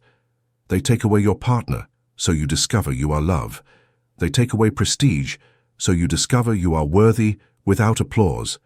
It is a brutal stripping operation. You feel naked in the open. The ego cries for its toys. The soul waits patiently in the rubble for space. The metaphor of the caterpillar, the biological soup. Let's go back to biology, the great teacher. We all know the story of the caterpillar that turns into a butterfly. It seems pretty and poetic to us, but if we look at what happens inside the cocoon, it is a horror movie. When the caterpillar locks itself in, wings do not magically grow. The caterpillar dissolves, it breaks down. The caterpillar dissolves. It releases enzymes that digest its own body. It literally becomes an unrecognizable organic soup. It is not a caterpillar, but it is not a butterfly either. It is nothing. It is liquid potential. In that soup, there are special cells called imaginal cells.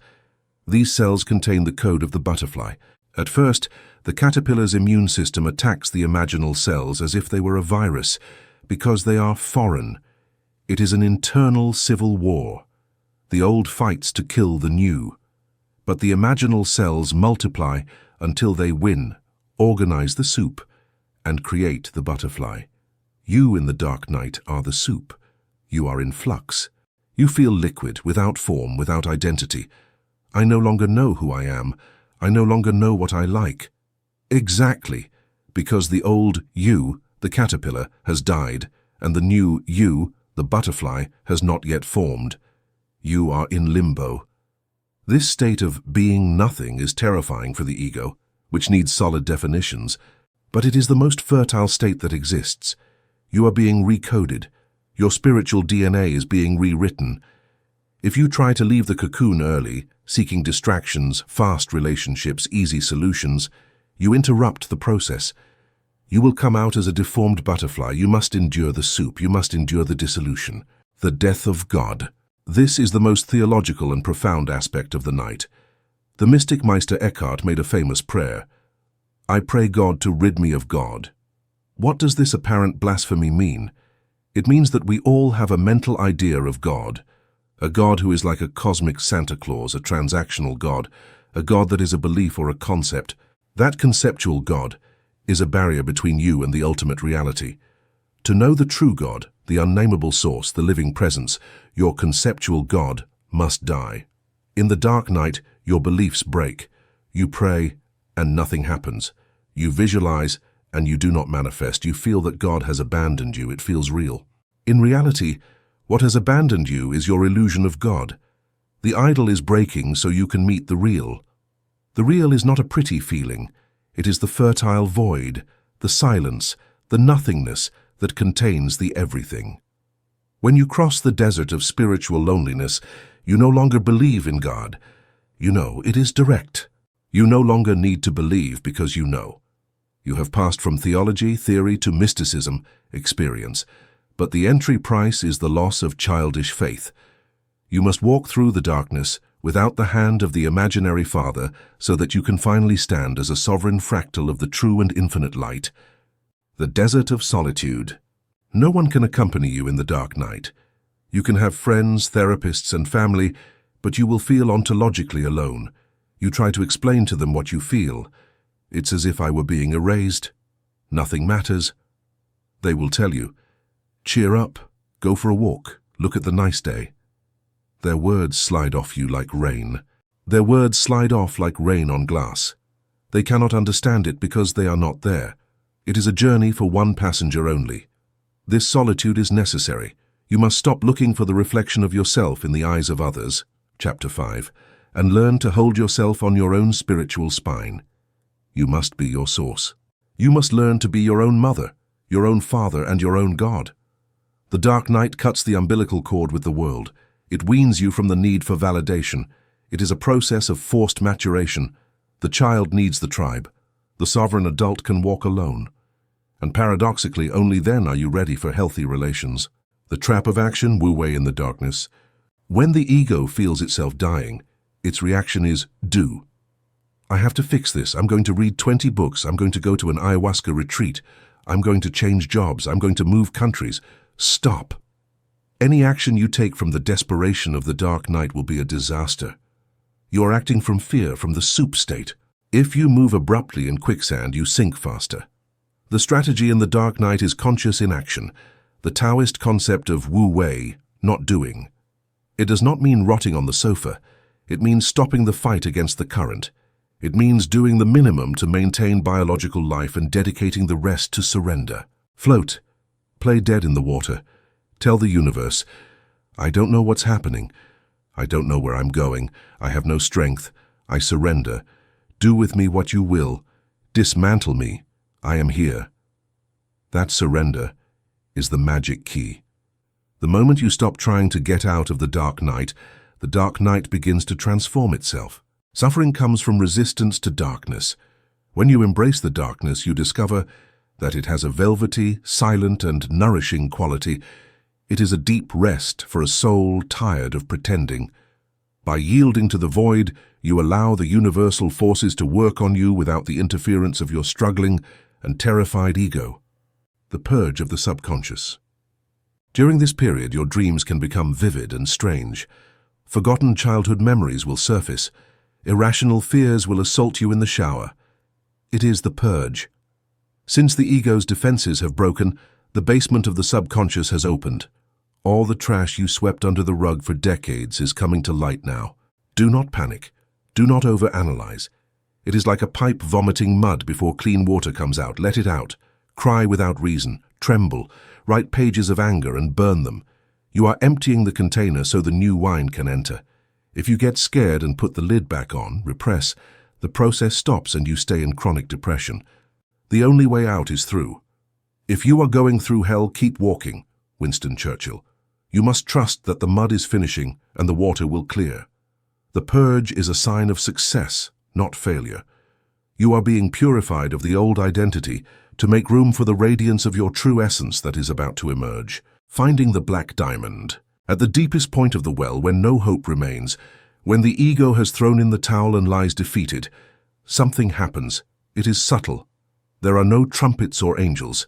It is a small spark in the center of the chest, a feeling of indestructibility. You realize you have lost everything, and yet you are still here. Something in you has not died. Something in you is capable of observing the total devastation without flinching. That something is your true self, the divine fractal. You have found the black diamond at the bottom of the coal mine. You have discovered that you are that which cannot be destroyed. This is the ultimate prize. That discovery is worth all the pain of the journey. From that moment on, you are no longer afraid of life. What can life do to you if you have already died and seen that you are eternal? You become fearless. You become free. You walk through the world with the quiet authority of someone who has looked into the abyss and smiled back. The dawn, the return. Little by little, the light returns. But it is a different light. It is not the loud and artificial light from before. It is the clear and fresh light of dawn. Flavors return, but subtler. Joy returns, but more serene. You realize the caterpillar is gone. You look at your old life as the dry skin of a snake. You don't hate it anymore. You look at your old life and see it as the dry skin of a snake that you have left on the path. You don't hate it, but it no longer fits you. You begin to build again. But this time, you do not build from need, nor from fear, nor to impress anyone.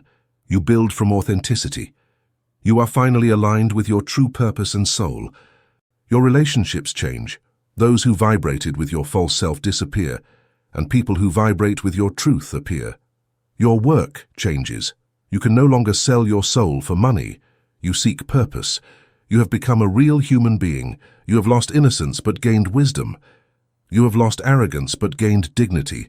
The final warning: do not get comfortable in the darkness. An important warning: the dark night is a place to pass through, not a residence.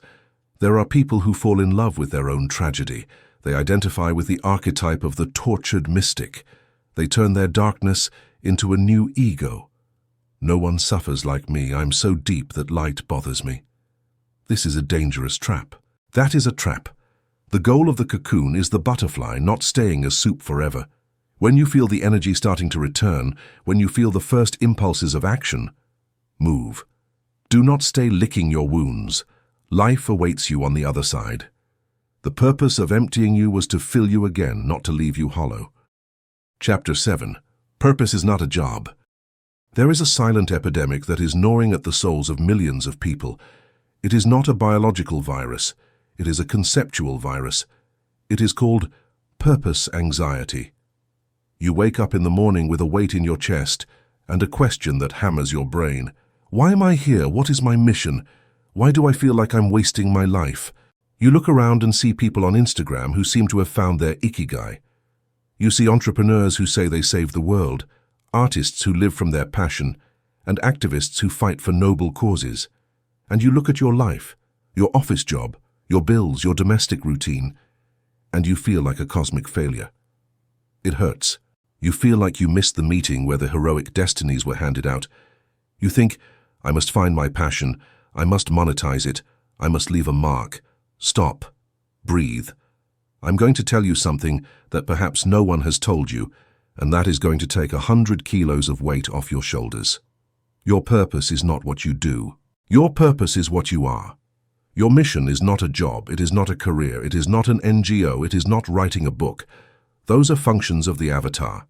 Your mission, the only real mission of a divine fractal, is to hold a frequency. Welcome to Chapter 7. Today we are going to free your soul from the tyranny of the curriculum vitae. Today we will dismantle the capitalist lie that made you believe your value depends on your utility. We will discover that a street sweeper who whistles while working can be fulfilling his spiritual purpose much better than a stressed CEO directing an ecological multinational. It is all about the quality of the energy you bring to the now. The utility scam.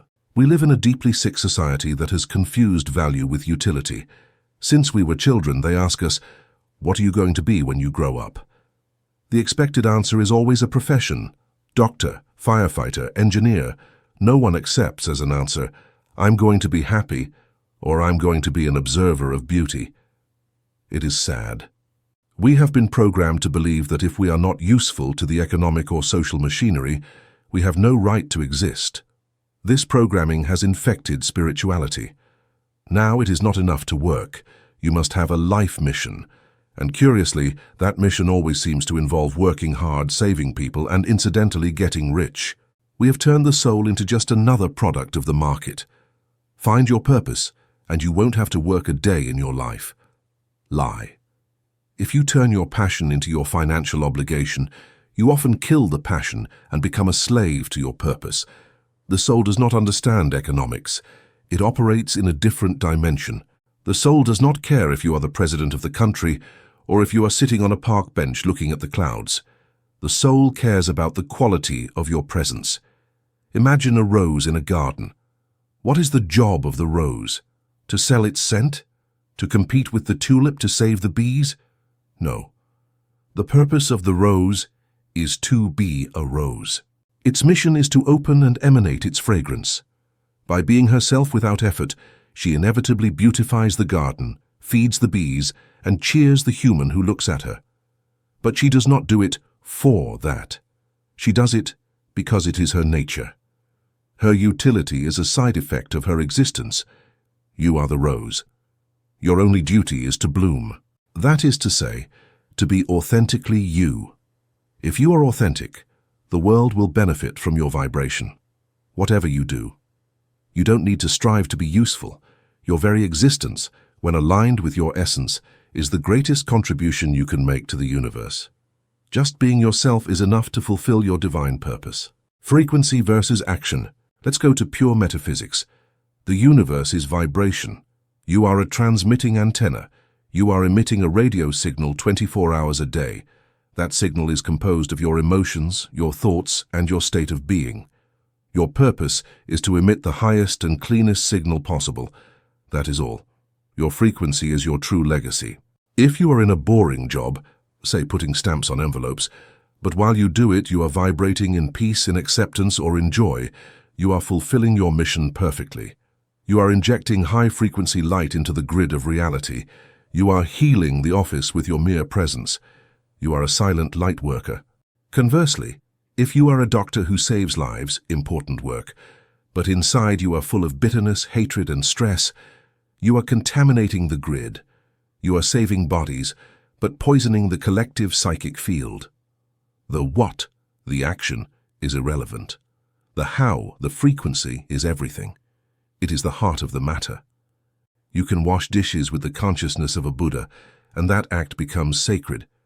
You can preach about love in a stadium with the consciousness of a selfish person, and that act becomes profane. Stop obsessing over changing jobs and start obsessing over changing frequency. Bring God to your cubicle. Bring love to your supermarket checkout. That is where the true spiritual battle is fought. Not in monasteries, but in the routine. Every mundane moment is an opportunity to anchor the light. By choosing peace over frustration in the middle of a traffic jam, you are doing more for the planet than 1,000 hollow speeches. Your vibration is your gift to the world. The fallacy of saving the world. Many spiritual seekers fall into the Messiah complex. They believe their purpose is to do something big, write the bestseller, end hunger, lead a revolution. If they don't achieve it, they feel insignificant. This is the spiritual ego seeking applause. The world does not need to be saved by you. That is arrogance. It is a school. The world is a perfect school designed by infinite intelligence. What the world needs is for you to save yourself from your own unconsciousness. There is the butterfly effect. A tiny gesture of kindness, performed in anonymity, can trigger a chain of events that changes history. Perhaps your purpose is not to be the famous leader. Perhaps your purpose was to smile at that stranger in the subway in 1998. That stranger was going to commit suicide, but seeing your smile, he felt a ray of hope, decided to live. And years later, his son discovered the cure for a disease. You will never know that you were the catalyst. You will not appear in the history books, it's okay. But in the books of heaven, your smile is recorded as the crucial event. Stop measuring your impact by numbers, likes, money, followers. Spiritual impact is invisible and immeasurable. Trust that if you are vibrating high, you are doing your job, even if no one sees you. The obsession with legacy is fear of death. You are eternal. Separating employment from vocation. Here is some practical advice to ease your anguish on Monday morning. Decouple your purpose from your employment. Do not ask your job to give you vital meaning. That is asking too much of a labor contract. Ask your job to give you money, period. Money finances your 3D life so you can develop your 4D purpose in your free time. It's a tool. Many great artists and mystics had normal jobs. Einstein worked in a patent office. Kafka was an insurance employee. They did not define their being by their payroll. Your job is your patron. Thank it. Say, "Thank you, boring job, because you pay for my roof and my food," which allows me to have the peace of mind to meditate. It allows me to meditate, love my family, and paint my pictures at night. When you stop demanding that your job fill your soul, you stop hating it. You see it for what it is, a tool. And paradoxically, by taking off that pressure, you often start to enjoy it more. Or the door opens to a vocation that you can monetize without desperation. Micro-purposes, fractal purpose. The human mind wants the great purpose, a phrase that summarizes your entire life. But time is an illusion, Chapter 8. Only the now exists. Therefore, your purpose can only exist in the now. This leads us to micro-purposes. Your purpose changes every 10 minutes. You are drinking water. Your purpose now is drink with total attention. You are talking to your child.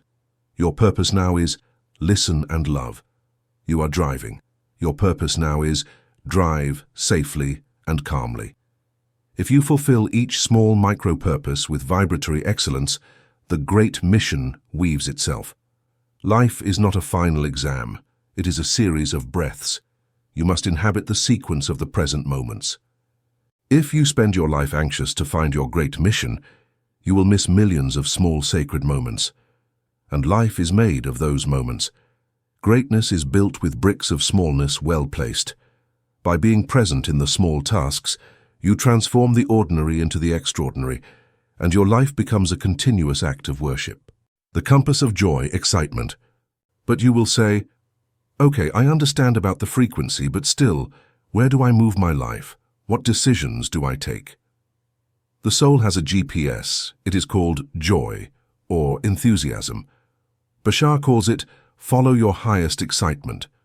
In each moment, several options are presented to you. Ask your body, which option has the lightest vibration? Sometimes the answer is, take a nap. Sometimes it is, start that project. Follow the trail of breadcrumbs of joy. Joy is the physical signal that you are aligned with your divine fractal. I am not talking about hedonic pleasure, drugs, escape. I am talking about that serene and curious joy that makes you feel alive. It is a soul signal. If you follow joy consistently, without worrying about where it leads, I assure you that you will end up in the exact place where you need to be. The soul's path is not a straight line planned by the mind. It is a winding path of enthusiasm. Trust what you like. Your tastes are not random. Your passions are actually coded clues for you. If you like trains, gardening, or astrophysics, it is because your soul encoded those preferences as hints. Do not judge your passions as useless. If you are passionate about it, it is useful for your soul. By following your natural inclinations, you are following the divine plan written in your heart before you were even born. Trust it. Multipotentiality. There are souls who come to play a single note, Mozart and music. But there are many souls, especially now, who are multipotential. They come to play jazz. They like everything. They get bored quickly. They want to be cooks, then pilots, then writers. Society tells them, mature, focus, choose one thing, and they feel defective. They aren't. If you are like this, I bring you absolution. You do not have to choose. Your purpose is exploration. Your mission is cross-pollination. You are the one who connects worlds. Do not force yourself to fit into a box for life. Your soul wants variety. Allow it. Live by seasons. Be a gardener for 5 years and then be a programmer. It's okay. The coherence of your life is not given by the external career. It is given by the thread of your curiosity. You are a universal student. Your purpose is to gather as many experiences as possible to enrich the collective consciousness. Your diversity is your strength. Embrace your many interests as the multifaceted expression of your soul. Redefining service. Spirituality tells us we are here to serve. True, but the ego interprets serving as sacrificing. I have to suffer for others, give everything until I am empty. That is not service. It is a lack of self-love, and you cannot give what you do not have. True service is overflow. Imagine a cup. You must fill your own cup first. Your first obligation is to fill your own cup with happiness, love, and energy. When the cup is full, keep filling it until it overflows. What falls into the saucer, that is for others. Serving from overflow is joyful. It does not tire you, and it does not generate resentment. It is the most sustainable and powerful way to help others. Serving from a half-empty cup is an act of covert vampirism. Look how much I sacrifice for you, now you owe me gratitude. Your greatest service to humanity is your own alignment. When you shine, you give unconscious permission to others to shine. When you heal your lineage. Your joy is a light that clears the way for all. Do not ask yourself what the world needs. Ask yourself what makes you feel alive, because what the world needs is people who feel alive. A person in their element is a source of inspiration and healing for everyone they touch. Your primary spiritual duty is to find your own fire and let it burn brightly for all to see and feel. The holiness of the ordinary. Zen monks know it well. Before enlightenment, chop wood and carry water. After enlightenment, chop wood and carry water. Enlightenment does not exempt you from mundane tasks, but it transforms mundane tasks into rituals. There is a story of a visitor who went to see a great guru. He expected cosmic speeches or levitation. He found him. He found the guru sweeping the courtyard. The visitor, disappointed, asked, "Master, what are you doing?" The guru replied, "I am sweeping the universe." For the awakened soul, there is no difference between the sacred and the profane. Making the bed is a divine act if done with presence. Changing diapers is a liturgy. It is all holy. Walking the dog is a pilgrimage. Stop waiting for the important moment of your life to arrive. This is the important moment. God is hidden among the pots and pans, as Saint Teresa said. If you cannot find God while you wash the dishes, you will not find Him in the Himalayas. Every second is a portal to the infinite if you are present. The I am as final purpose. In Exodus, when Moses asks God his name, the burning bush responds, I am that I am. It does not say I am the Creator or I am the Savior. It says simply, I am. Existence is its own justification. You are a fractal of that I am. Your purpose is to affirm your existence, to say, I am here, I am consciousness, I am a witness to this wonder. You do not have to earn a living. Life was given to you for free. You do not have to pay rent for occupying space on earth. You are the child of the owner. Relax. Imagine you go to a party. The host, God, invites you so that you enjoy the food, the music, and the company. He did not invite you to scrub the floor or rearrange the furniture. He did not invite you to anxiously ask, what is my function at this party? Your function is to enjoy the party, because if you enjoy it, the host feels honored. His creation is being appreciated. Joy is the highest form of gratitude. Guilt and compulsive hard work are, at heart, a lack of courtesy toward the gift of life. Be a guest. The call of the unique vibration. Although we are all one, each of us has a unique flavor, an unrepeatable energetic signature. No one can be you better than you. If you try to be another person, imitating others' paths to success, the universe loses your flavor. A gap remains in the symphony. Your mission is to peel off the layers of conditioning to find your note. That note may be a strange mixture of humor, seriousness, art, and mathematics. Whatever it is, play it loud. Do not modulate it to fit in. The right people will resonate with your note and will find you. The wrong ones will move away, and that is a blessing. Your tribe appears when you play your true song. Be bold in your uniqueness. So, dear Divine Fractal, take off the Mission Impossible backpack. Lower your shoulders, look at your hands, look at your room. Everything is fine. You are not late for anything. You have not failed in anything. As long as you breathe, you are fulfilling your purpose, channeling spirit into matter. You are the bridge between worlds. Tomorrow, when you go to work, do not go as an employee. Go as a secret agent of the light infiltrated in the office. Your secret mission: raise the vibration of the place without anyone noticing. Smile when everyone complains. Stay calm when everyone runs. Put love into the coffee you serve. That is the real work. It pays in inner peace. Chapter 8, The Lie of Time. Look at your wrist. Look at the corner of your computer screen. Look at the calendar hanging on the wall. You see numbers. You see dates. You see a rigid structure telling you that you are at a specific point on a straight line that goes from your birth to your death. You have been taught that time is a scarce resource. It is like sand. They have taught you that it slips away like sand through your fingers, that time is money, and that your time is running out. You have lived your whole life with the feeling of being late. Late to your success, late to love, late to wisdom. You feel the cold breath of death on the back of your neck, pushing you to run faster. Hurry up. Hurry up. Do more. Seize the day. I have to tell you something that your ego will not want to hear, but that your soul has known since the beginning of time.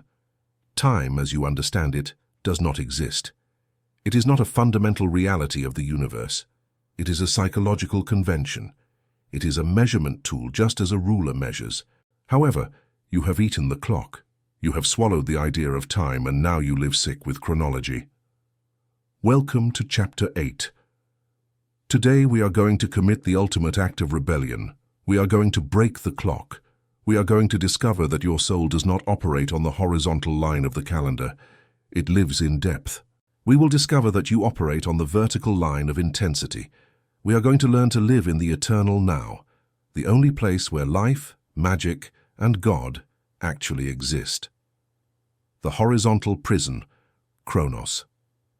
The Greeks had two gods for time. The first was Chronos. Chronos is the time of the clock. It is sequential, linear, and devouring. The horizontal prison, Chronos. Chronos is the time that says, yesterday passed, today is today, tomorrow will come. It is the time of survival and of the ego. The ego needs time to exist. Think about it. What is your ego? It is a story, a narrative. I am Juan. This happened to me in 1990. Then I studied that in 2005 and I hope to retire in 2040. It is a memory. If you take away the past and the future from who is Juan, the ego dissolves without time. That is why the ego is obsessed with keeping the past alive through resentment or nostalgia and projecting the future through fear or hope. The ego lives on the horizontal line. In this line you are always incomplete. You are chasing. In this line you are always going somewhere, but you are never there. Happiness is always a carrot tied to a stick in front of you. I will be happy when I get married. I will be happy when I pay off the mortgage. I will be happy when it is Friday. You live in a state of permanent waiting. You have turned the present into an obstacle. You have turned the present moment, the only sacred moment you have, into a mere obstacle to be overcome to reach an imaginary future. This is a disease of the soul. It is telling life, you are not enough now. I want what follows. It is a rejection of the only reality that exists. You are missing your own existence by waiting for it. The vertical freedom, Kairos. But there is the other God, Kairos. Kairos is the opportune moment. It is God's time. Kairos is not measured in minutes. It is measured in depth. Visualize a cross. The horizontal bar is your life in the world, your age, your career, your story. The vertical bar is your connection with the spirit. It is the bridge to the infinite. The vertical line cuts the horizontal at only one point, the now. When you enter the vertical dimension, the clock stops. Surely you have experienced it. A moment of deep love, an orgasm, a landscape that takes your breath away, a situation of extreme danger, a fit of uncontrollable laughter. These are portals to the soul in those times. In those moments, how much time passed? A minute, an hour, you don't know and you don't care. The past self and the future self disappeared. Only the pure experience remained. You felt more alive than ever. That is living in verticality. That is the dominion of the soul. The soul has no age. The soul is in no hurry. It just is. The soul lives in a state of eternal present. For the soul, your birth and your death are two adjacent rooms in the same house. She is in the hallway, observing both doors at the same time. Your mission is not to get off the horizontal line. Your mission is to live in the horizontal world but anchored in verticality. Walk in peace. It is about walking down the street looking at the clock, so as not to miss the train, but maintaining an inner peace that is outside of time. You are in the world, but not of it. You use the measurement, but you do not become the measurement. You are the master of the clock, not its slave. You inhabit the silence within the noise. The illusion of the waiting room. Observe your mind. How much time do you spend waiting? Waiting at the traffic light. Waiting for the coffee to heat up. Waiting for the reply to a message. Waiting for the holidays. You have turned your life into an immense waiting room. The waiting room is a grey place. It is a limbo. When you are waiting, you are saying, I don't want. You are saying, I don't want to be here. I want to be there. You are creating a resistance against reality. You are splitting your energy in two. Half is here, frustrated body, and half is in the imaginary future, fanciful mind. You are uninhabited. The metaphysical master never waits. If he is in a traffic jam, he is not waiting. He is not waiting to get home. He is in the car. He is inhabiting the moment of the car. Feel the steering wheel. Look at the sky. Breathe. Listen to music. Turn dead time into living time. By eliminating psychological waiting, you eliminate anxiety. Anxiety is simply the gap between where you are and where you want to be. Close it. If you decide to be fully where you are, the gap closes. Anxiety disappears, and paradoxically, when you stop pushing time with your impatience, things seem to flow faster. Time flies when you are having fun. It is not just a saying, it is the physics of consciousness. High vibration contracts temporal perception. You arrive sooner. The past does not exist, only memory. Let's be radical. The past does not exist. Try to touch yesterday, bring me a piece of yesterday. You can't. What you have are traces in the present. You have photos, you have scars, you have neurons connected in your brain that reproduce an image. But those neurons fire now, you remember now. The past is a mental event happening now. However, You allow that ghost to define you. I am an insecure person because my father shouted at me 20 years ago. Analyze that sentence. Your father's shout lasted 5 seconds. The sound dissipated into the air 2 decades ago. But you have kept that echo alive artificially. You have reproduced it in your mind 10,000 times. You are the one who keeps shouting at yourself, using your father's voice as a disguise. The past has no power over you. A ghost cannot hit you. The only power the past has is what you give it by reliving it now. The moment you decide to stop telling that story, the past dies. You are free in the instant you realize the chain is smoke. Each morning you wake up new. It is you who puts on the old suit of who I was yesterday out of habit. Do you dare to wake up tomorrow and not put on the suit? You are not your history. You are the one observing it. Release the weight of the years and walk light into the present. The past is a book you have already finished reading. The future does not exist, only imagination. And now let's look the other way. The future does not exist either. No one has ever experienced the future. When what you call future arrives, where does it occur? It occurs in the now. It is always now. The future is a mental projection. It is a simulation that your brain runs to predict dangers or pleasures. It is a dream. But society has trained us to sacrifice the real present on the altar of the imaginary future. We work in jobs we hate today to have money tomorrow. We do not enjoy our children today to ensure them a university tomorrow. It is the madness of the squirrel that accumulates so many nuts that it forgets to eat them and starves. I am not saying do not plan. Plan, use horizontal time. But do not live on the plane. One thing is to know that you have a trip next month and buy the ticket, practical action. Another thing is to spend the whole month distressed about whether you will miss the plane, neurotic action. The soul knows the quality of the present. The soul knows that the future is created from the quality of the present. If your now is full of stress and fear of the future, you are sowing seeds of stress and fear. What do you think you will harvest tomorrow? More stress. The best way to ensure a brilliant future is to make your present brilliant. Take care of the now. The physics of the block universe. Modern physics, Einstein, Minkowski, suggests something fascinating: the block universe. Imagine that time is not a flowing river, but a giant block of ice. In that block, the past, the present, and the future exist simultaneously. The Big Bang is at one end, your death at the other, and everything is frozen in an eternal already. The only thing that moves is your focus of consciousness. It is as if your life were a movie on a DVD. The whole movie is on the disc at the same time. The ending is already written. The beginning is still there. But you are the laser that reads the information scene by scene. This has brutal metaphysical implications. It means you are safe. It means that your enlightened, rich and happy future self already exists. You do not have to create it from nothing. You have to tune into it. You have to shift your frequency to access that part of the block. This eliminates the pressure of, I have to achieve it. It is already achieved, it is already done, you just have to walk. You only have to walk toward it. Or rather, you have to stop resisting it. Verticality is the elevator that allows you to jump between the floors of the block universe. You can access any version of yourself right now by matching its vibration. The distance is not in time, the distance is in your state of being. Align and arrive. Access to the eternal now, the narrow gate. All mystical traditions speak of the narrow gate, the eye of the needle. That gate is the present instant.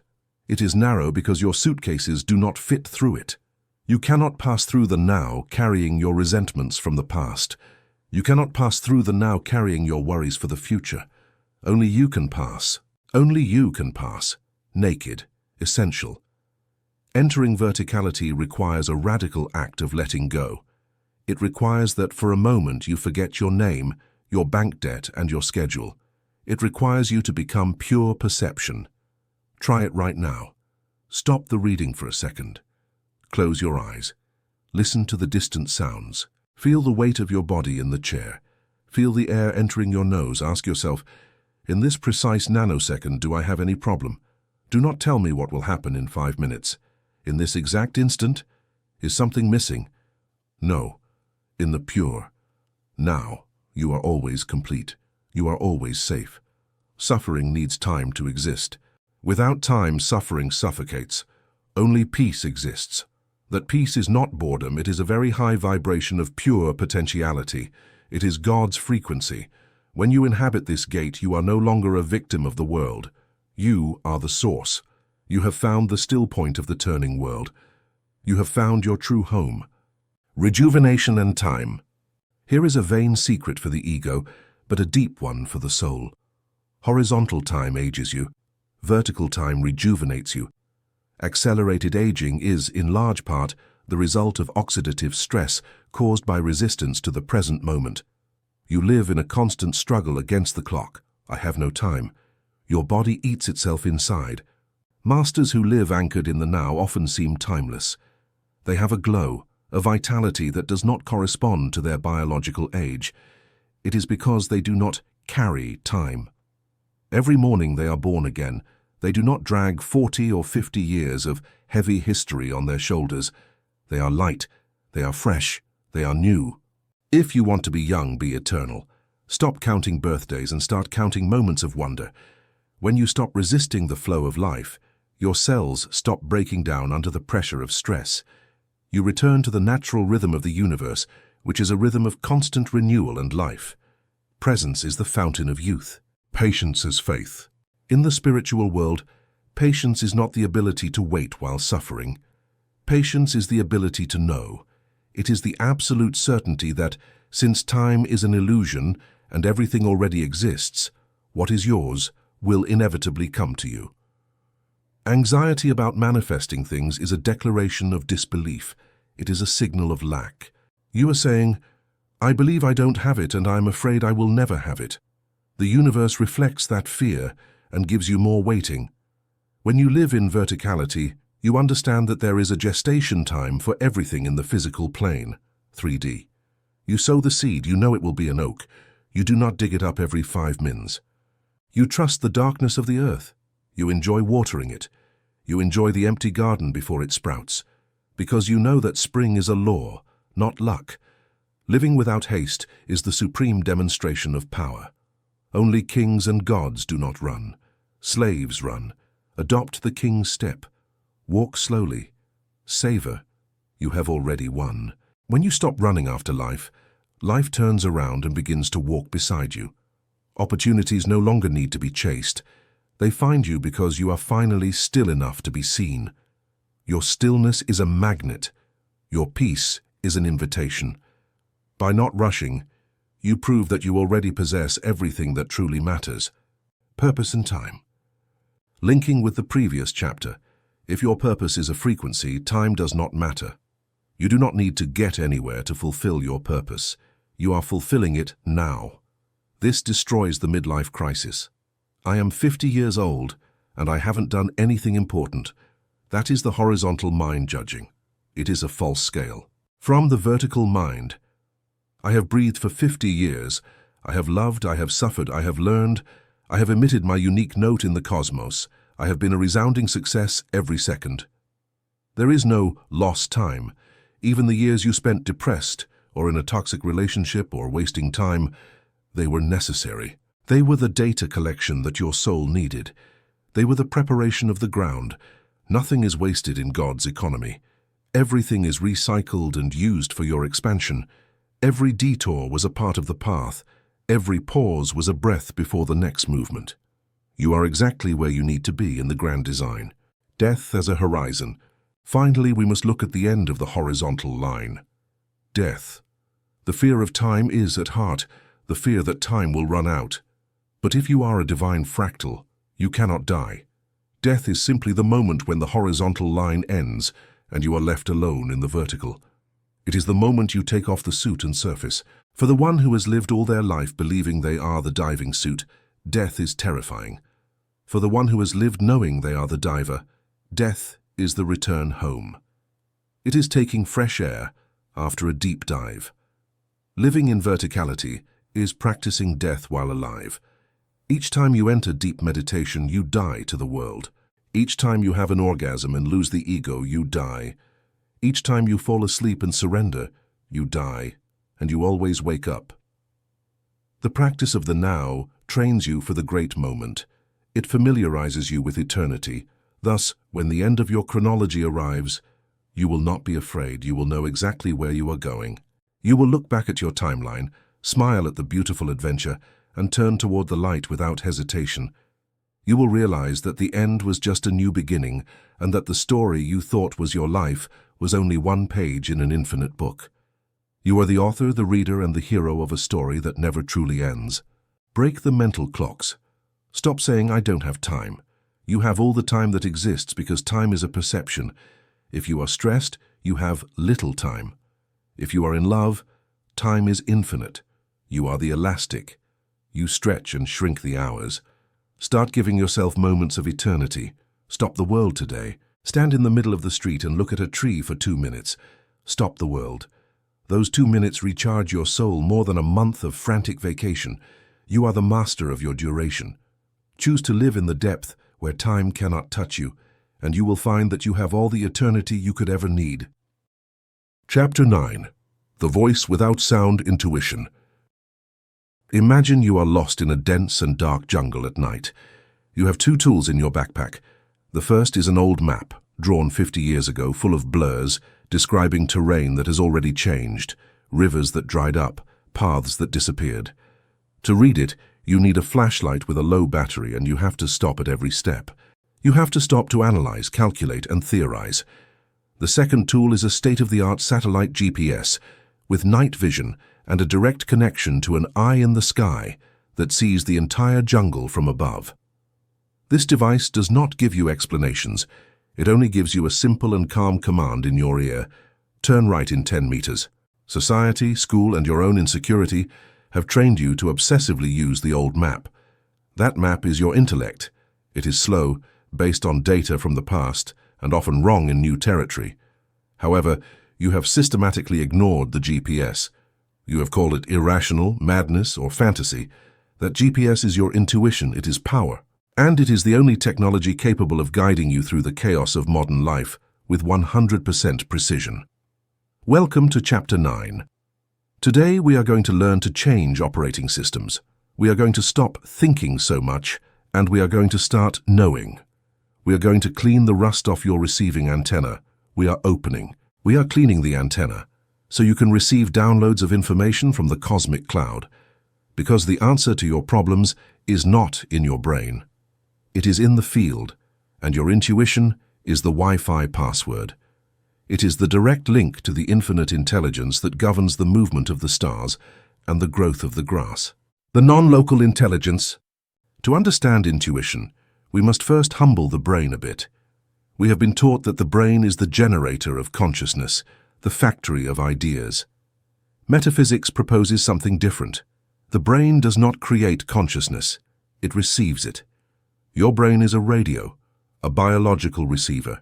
It is a sophisticated instrument. The music is not inside the radio. If you open the radio, you will not find a tiny orchestra playing violins.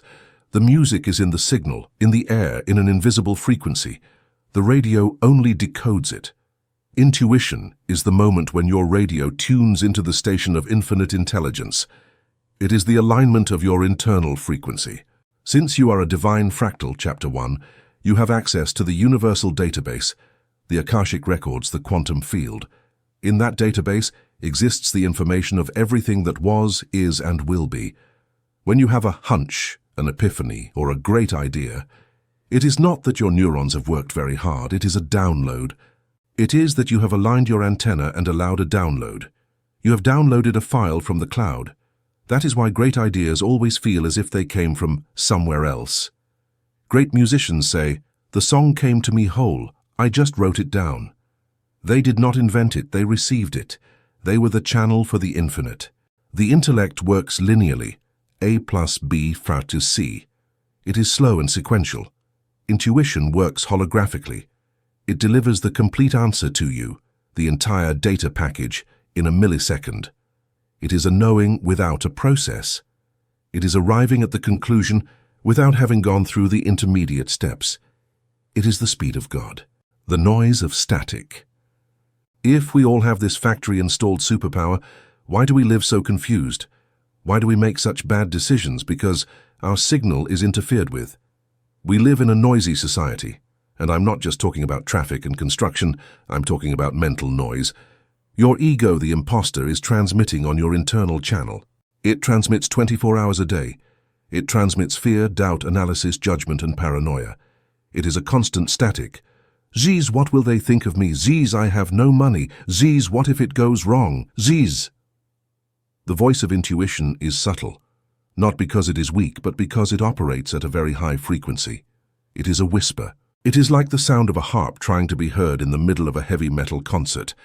The voice without sound does not compete. It does not shout. If you are busy shouting mentally, intuition waits. It is polite. It is the voice of the soul, and the soul has no haste or anxiety. It knows that the truth will eventually be heard. That is why most people only listen to their intuition in moments of extreme crisis, when the ego collapses from shock, or in moments of deep relaxation, in the shower before sleeping. Your job is not to manufacture intuition. Your job is to lower the volume of the noise. You need to create spaces of silence. You need to be still. It is not a luxury. It is an operational necessity. If you do not have silence, you are flying blind. You must clear the runway of your mind so that the messages from the infinite can land safely and clearly. Silence is the laboratory where the soul works, and it is the only place where the guidance of the GPS can be heard clearly. The distinction protocol, fear or intuition. This is the million-dollar question. You feel a knot in your stomach before making an investment or starting a relationship. Is it your intuition warning you of real danger? Or is it your past trauma, fear, sabotaging you? If you confuse fear with intuition, you will live paralyzed. If you ignore intuition, you will crash. Here is the vibratory distinction protocol. The fear, ego, trauma. Emotion. It is hot, agitated, paranoid. Location. It is felt in the throat, choking, or in the solar plexus, nervous anxiety. Content. It tells you a horror story. If you do this, you will be ruined. They will laugh. You will be left alone. It is very chatty. Quality. It is contractive. It makes you feel small. The intuition, soul guide. Emotion. It is cool, neutral, sober. There is no panic. It is a quiet certainty. Location. It is felt in the heart, opening, or in the deep gut, a knowing in the lower belly.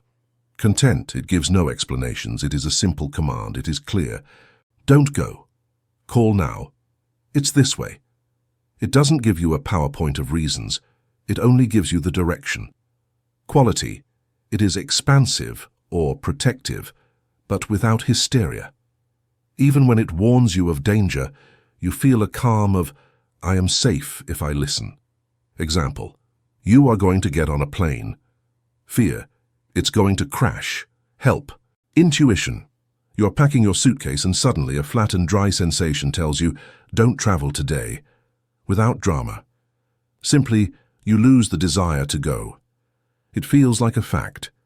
Learn to identify neutrality. Intuition is neutral. Fear is emotional. Intuition is a compass. Fear is a ghost. Follow the compass. Ignore the ghost. The second brain, the gut. Science has already confirmed what mystics knew. You have neurons in your gut.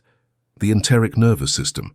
Your gut feeling is literally a second brain, and evolutionarily, it is an older and faster brain than the cerebral cortex.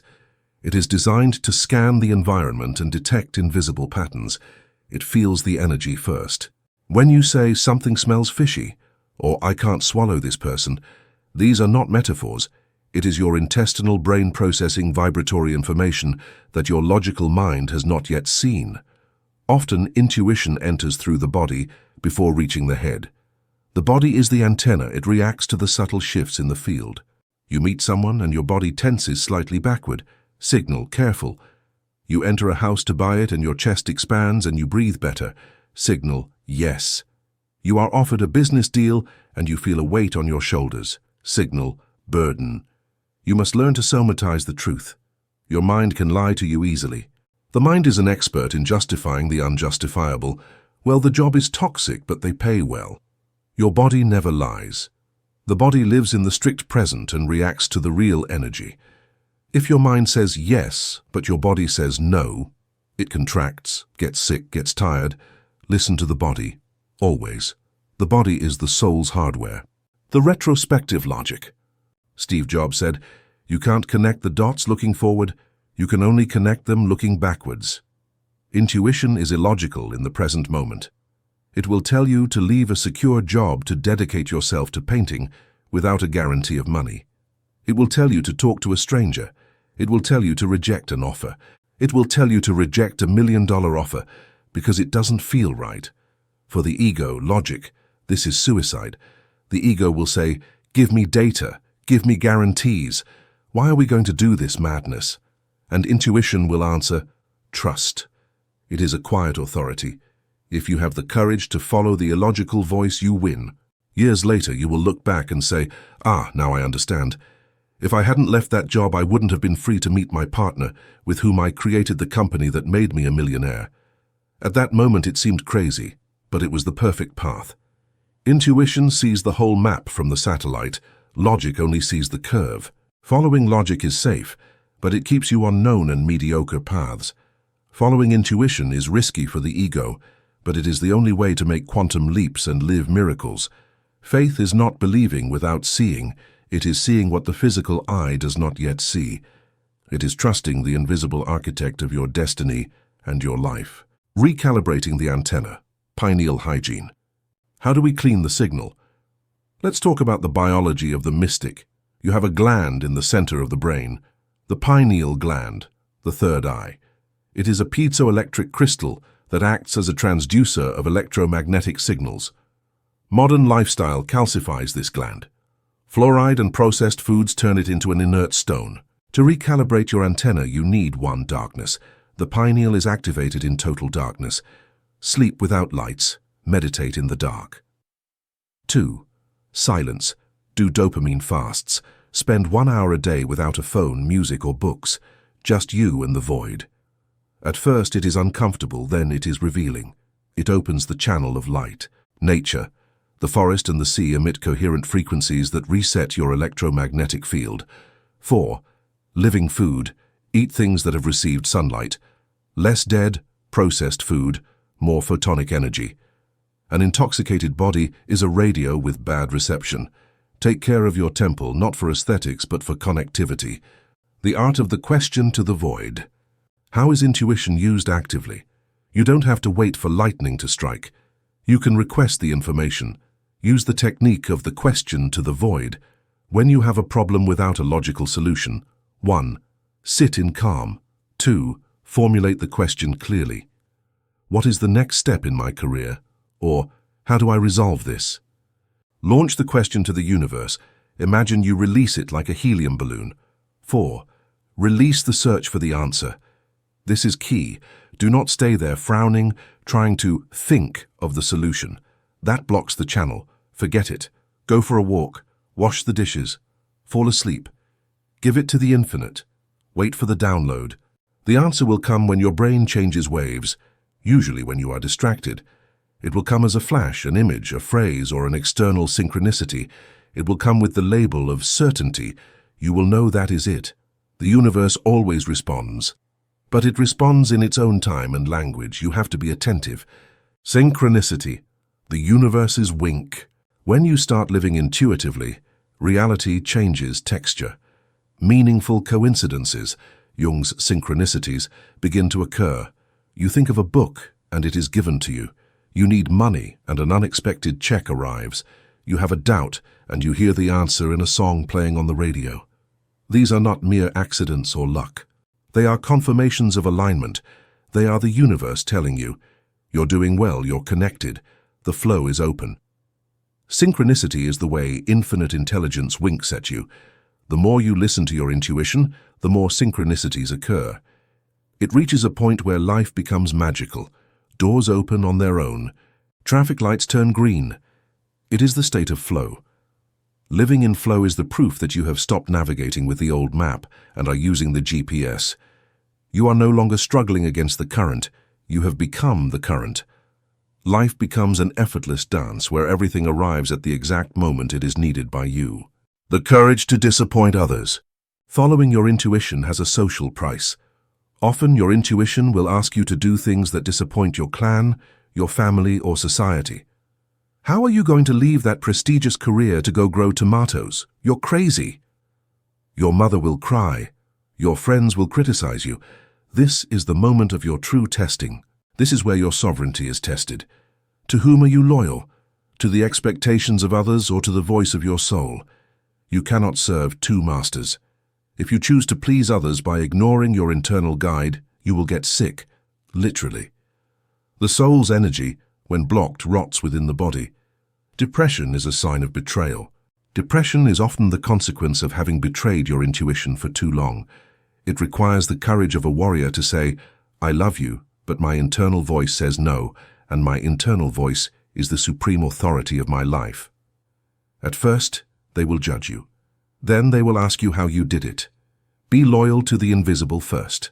The first impression, the 3-second rule, a tactical trick. Intuition is instant. Doubt takes a few seconds to start up.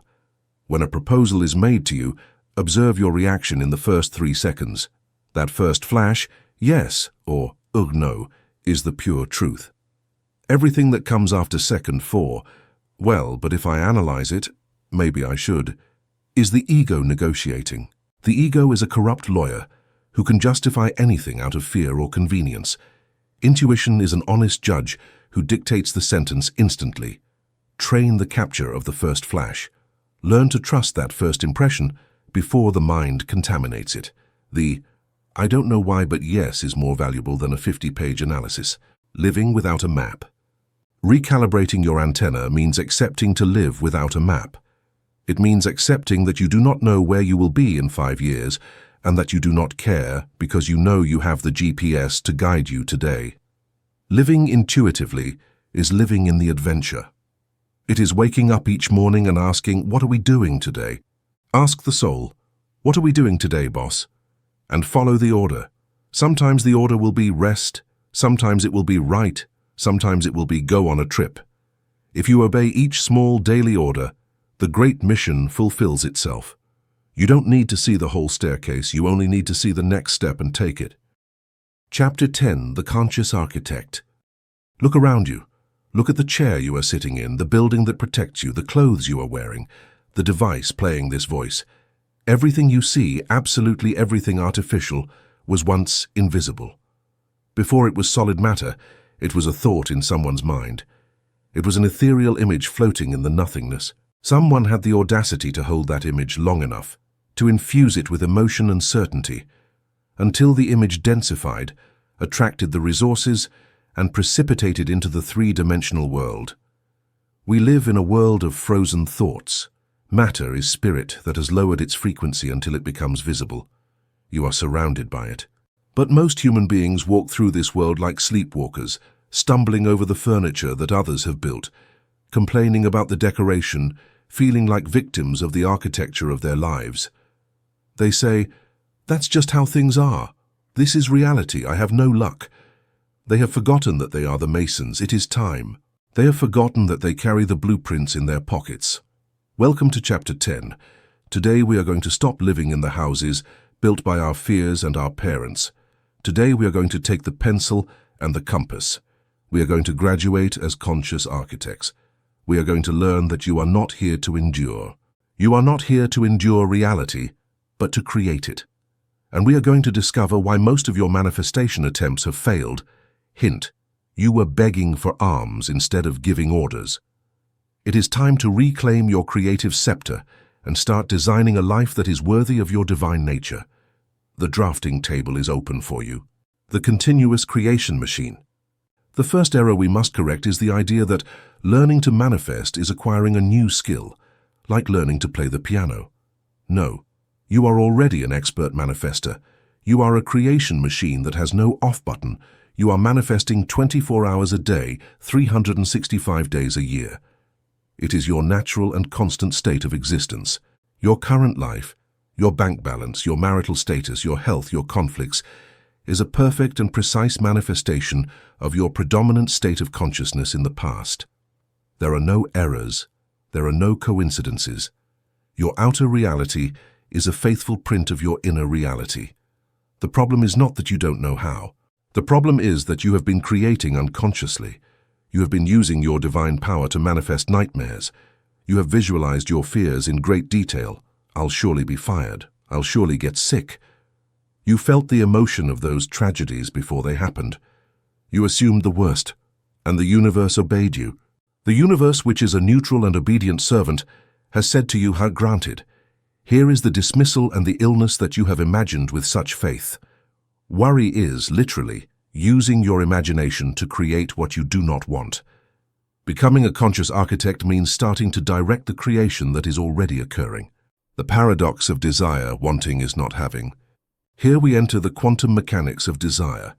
Pop spirituality tells you, ask the universe for what you want. This is a semantic and vibratory trap. Analyze the vibration of wanting. When you say, I want a new car or I want to be loved, what are you implicitly affirming? You are affirming a state of lack and separation. You are affirming, I do not have it. Desire is born from absence. If you already had the car at the door, you would not want it. You would enjoy it. The universe does not listen to your words. It listens to your frequency. If you emit the frequency of want, absence, the universe returns more absence so you can keep wanting. It keeps you in the state of the one who wants, never in the state of the one who has. The conscious architect does not desire. The conscious architect assumes. They do not ask for permission. They do not plead. The architect enters their imagination and occupies the state of, it is already done. It is a final decree. The architect does not say, I hope I am rich. He says, thank you for my wealth. This shift is subtle but tectonic. You move from the vibration of scarcity to the vibration of gratitude. Gratitude is the energetic signature that something has already happened. When you give thanks, you signal to the field that you have received. When you give thanks for something you do not yet see with your physical eyes, you are hacking the matrix. You are deceiving the quantum field. The field registers gratitude and says, the subject is grateful, ergo the event already occurred. We must materialize it quickly so the external reality matches the internal. It is law. Imagination, the workshop of God. William Blake said, imagination is not a state, it is the human existence itself. Neville Goddard went further, imagination is God in man. We have been taught that imagining is for children, a waste of time, daydreaming. They told us, be realistic. But realism is a prison, it is a limitation of your divine potential.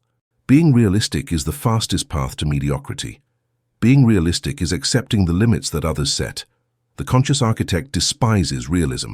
The architect knows that imagination is the true reality, the fourth dimension, and that the physical world is only the delayed shadow, the third dimension. It is a mere reflection. Everything that exists in your life first existed in your imagination. To build a new life, you must withdraw to your divine workshop. You must close your eyes to the world of the senses, which tells you that you are broke and alone, and open your inner eyes. In that sacred space, there are no budget limits, there are no laws. There you can be whoever you want. There you can see yourself healthy, radiant, rich, loved, but do not see it as one who watches someone else's movie. Live it. Enter the scene. Feel the texture of the clothes you wear in your success. Smell the perfume of your ideal partner. Hear the applause. Touch the steering wheel. Be there. Make it so real in your mind that when you open your eyes, you feel a shock. Feel that this physical reality is the dream, and that what you imagined, is the real. When you reach that intensity, the seed has been planted. The pregnancy has begun. Your vision is now a living entity in the quantum field seeking birth. The secret of feeling, assumption. But visual visualization is not enough. You can see images all day and manifest nothing. The fuel that solidifies the image is feeling. I am not referring to hysterical emotions, jumping for joy. I am referring to the sensation of naturalness and truth. It is the feeling of relief. It is the I know state. Finally it is done. How good it feels. It is the sensation of touching something solid. Neville called it assuming the feeling of the wish fulfilled. How would you feel if right now they called you to tell you that your problems were over? You would feel a deep peace, a quiet security, a satisfaction. That is it. That is the feeling you must capture. The conscious architect puts on the suit of their new identity every morning. Even if their account is at zero, they walk the street with the internal sensation of financial security. They do not spend what they do not have, but they feel they have. They are rich in consciousness. That discrepancy between what you see and what you feel is the driving force of the universe. The universe abhors a vacuum. If there is a vacuum between your reality, poor, and your vibration, rich, the universe will hurry to fill that vacuum with real money. But you must hold the vibration before the money arrives. Hold it. That is faith. Faith is loyalty to an unseen reality. It is not believing that something will happen. It is knowing that it is. When you anchor yourself in the feeling of the result, the world of shadows has no choice but to follow your lead. You are the cause, and the physical effect must inevitably appear in your world. Brazen impudence, ignoring the 3D. This is where 99% of aspiring magicians fail. They do their visualization at night. They feel rich and happy. But they open their eyes in the morning, look at their reality, bills, loneliness, and get depressed. It hasn't worked. I'm still the same. By reacting to the current reality, the 3D, they abort the process. They go back to validating scarcity. The conscious architect practices what I call brazen impudence. He has the nerve to deny the evidence of his senses. If the world tells him you are sick, he says internally, "No, I am healthy. This is just an echo of the past." He walks through the physical world ignoring his diagnoses. It is a form of controlled delusion. It is strategic denial. It is not madness, it is sovereignty. I do not accept this reality as definitive. I accept my vision as definitive. Jesus said, "Judge not according to appearances. Appearances are liars. They are old news. They are the leftovers of your past thoughts and beliefs. If you persist in your inner vision despite external evidence, the external evidence will eventually give in. The 3D is malleable, but it is slow and heavy. It needs you to be constant in your vibratory pressure to change shape. You must be more stubborn than your circumstances. Your persistence is the law of your manifestation, the bridge of incidence. Once you have assumed the state, the universe deploys what is called the bridge of incidence. It is a series of events, coincidences, and accidents that will lead you from where you are to where you imagined being. And here is the golden rule. You do not design the bridge. You are the destination's traveler, not its engineer. You design the destination, the end. The universe designs the path, the means. The error of the ego is wanting to control the how. I want to be rich by winning the lottery on Friday. You are limiting the universe. Perhaps the universe wants to make you rich through a business idea. By obsessing over the how, you block it. The architect defines the what, the final result, and trusts blindly in the how. Sometimes the bridge of incidence seems like a disaster at first. You get fired from your job. The ego screams, "I visualized wealth and I'm fired. This doesn't work." But the architect knows, perfect. I am being moved to a better place. I am being taken out of this place where my income was limited to be put on the path of my true fortune. This dismissal is part of the bridge. Do not judge intermediate events. Sometimes you have to demolish to build. If you keep faith in the end, anything that happens in the middle is favorable even if it seems terrible. Manifesting from being, soul versus lack, ego. Now we must make an ethical and vibratory distinction. You can use these techniques to manifest from the ego. You can manifest a specific person, obsession. You can manifest millions to humiliate your enemies. You can manifest fame. It works. The law is impersonal. Gravity works the same if a flower falls or a murderer. But if you manifest from the ego, from the wound, lack, or competition, your creation will be fragile and bitter. You will get the money, but you will have constant fear of losing it. You will get the partner, but the relationship will be toxic. You will be a black magician of your own life. You will create prisons for yourself. The conscious architect manifests from being soul. They do not seek things to fill themselves because they already feel full. They seek things to express themselves. I want money to expand my art and help others. I want a partner to share my love. When you manifest from fullness, the result is solid and brings peace. Before visualizing, ask yourself, from where do I desire this? From fear or from love? If it is fear, first heal the emotion, then manifest. Your intention is the compass that determines the quality of your harvest. Make sure your heart is clear before you plant your seeds in the fertile soil of the infinite quantum field. The I Am, the name of God. The architect's most powerful tool is the decree of the I Am. Everything you put after these two words is a creation order. I am clumsy. Order received. You will be clumsy. I am poor. Order received. I am old. Order received. You must purify your language. You must become the guardian of your mouth and your mind today. Never, under any circumstances, end an I am sentence with something you do not want to see amplified in your life. Even if you are sick, do not say, I am a sick person. Say, I am going through a temporary healing process, but internally affirm, I am health.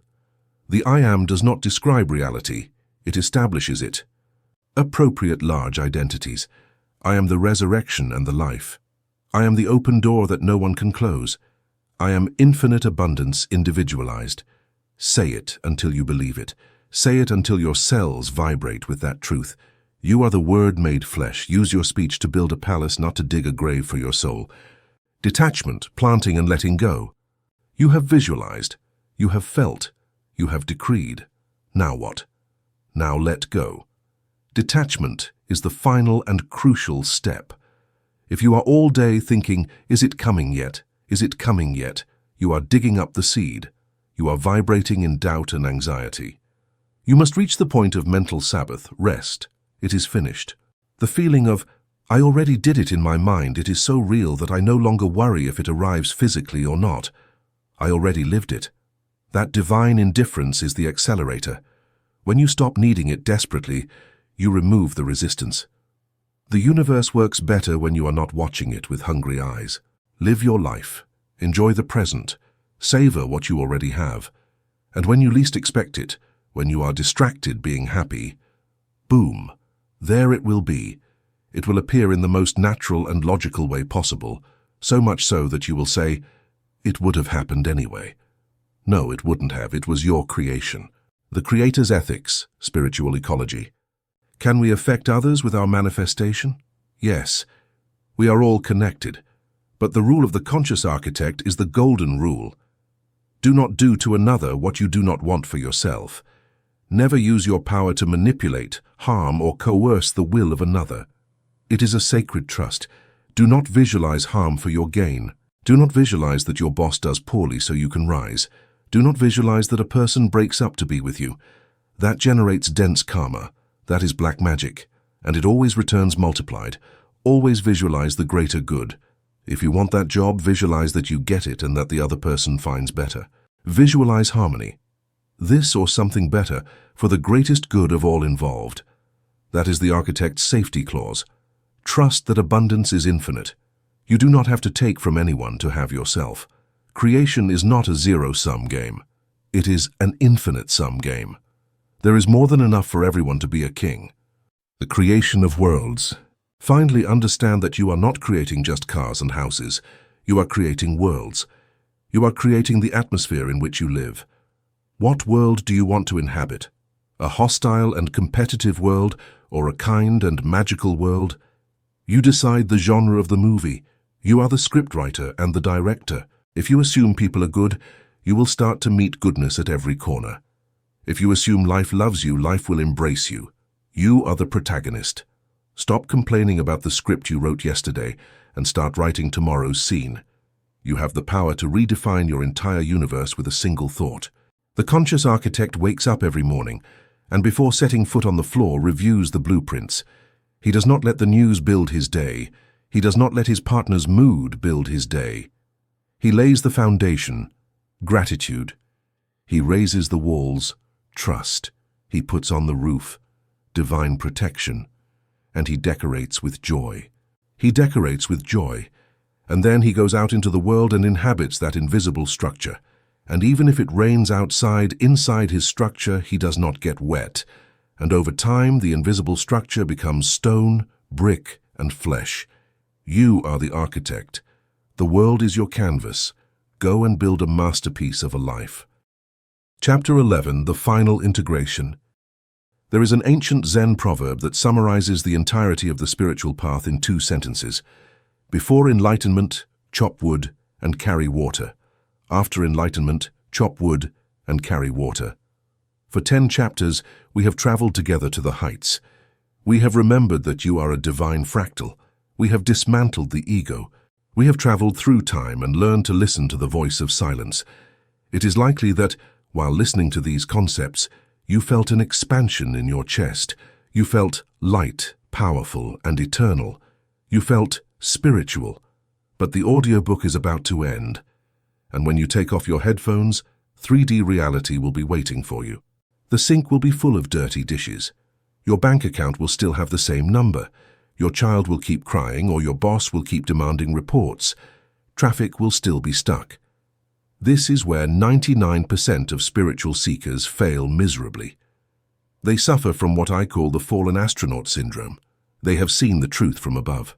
They have seen the earth from space. They have touched the metaphysical truth. But when they land back in the routine, they feel depressed. They feel that the material world is dense, dirty, slow, and hostile.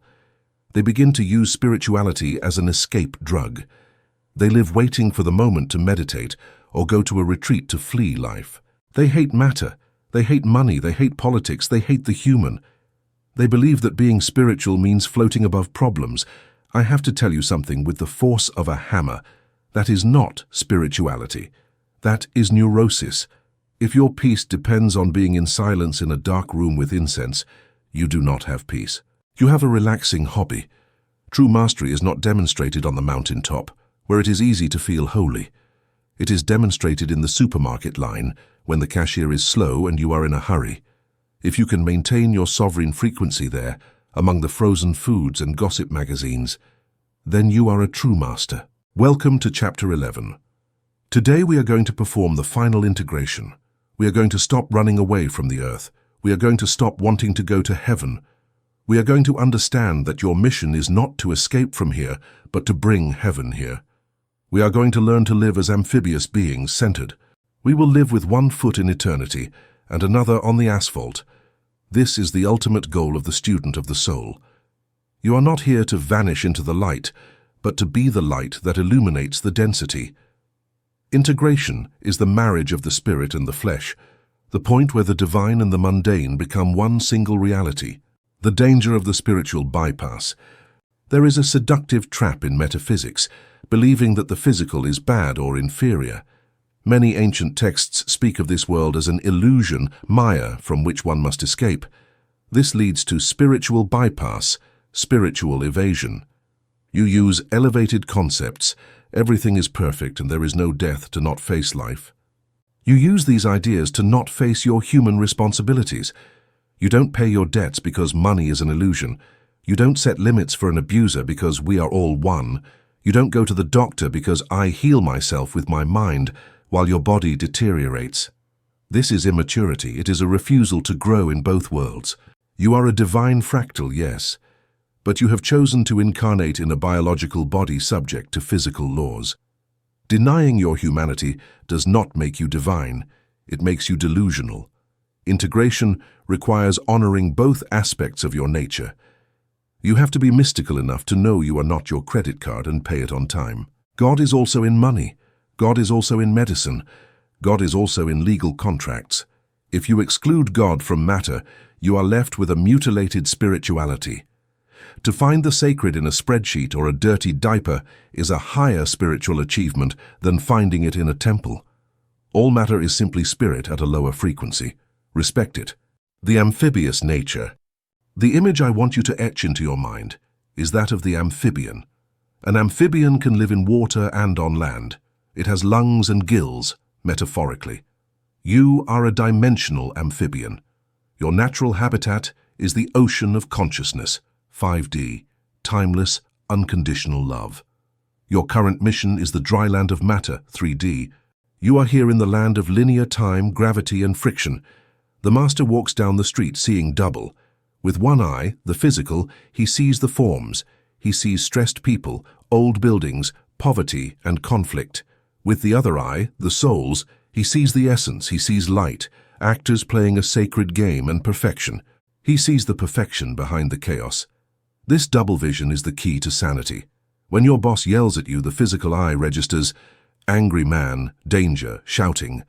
The soul's eye registers being of light, experiencing fear, crying out for love, wearing a tyrant's mask.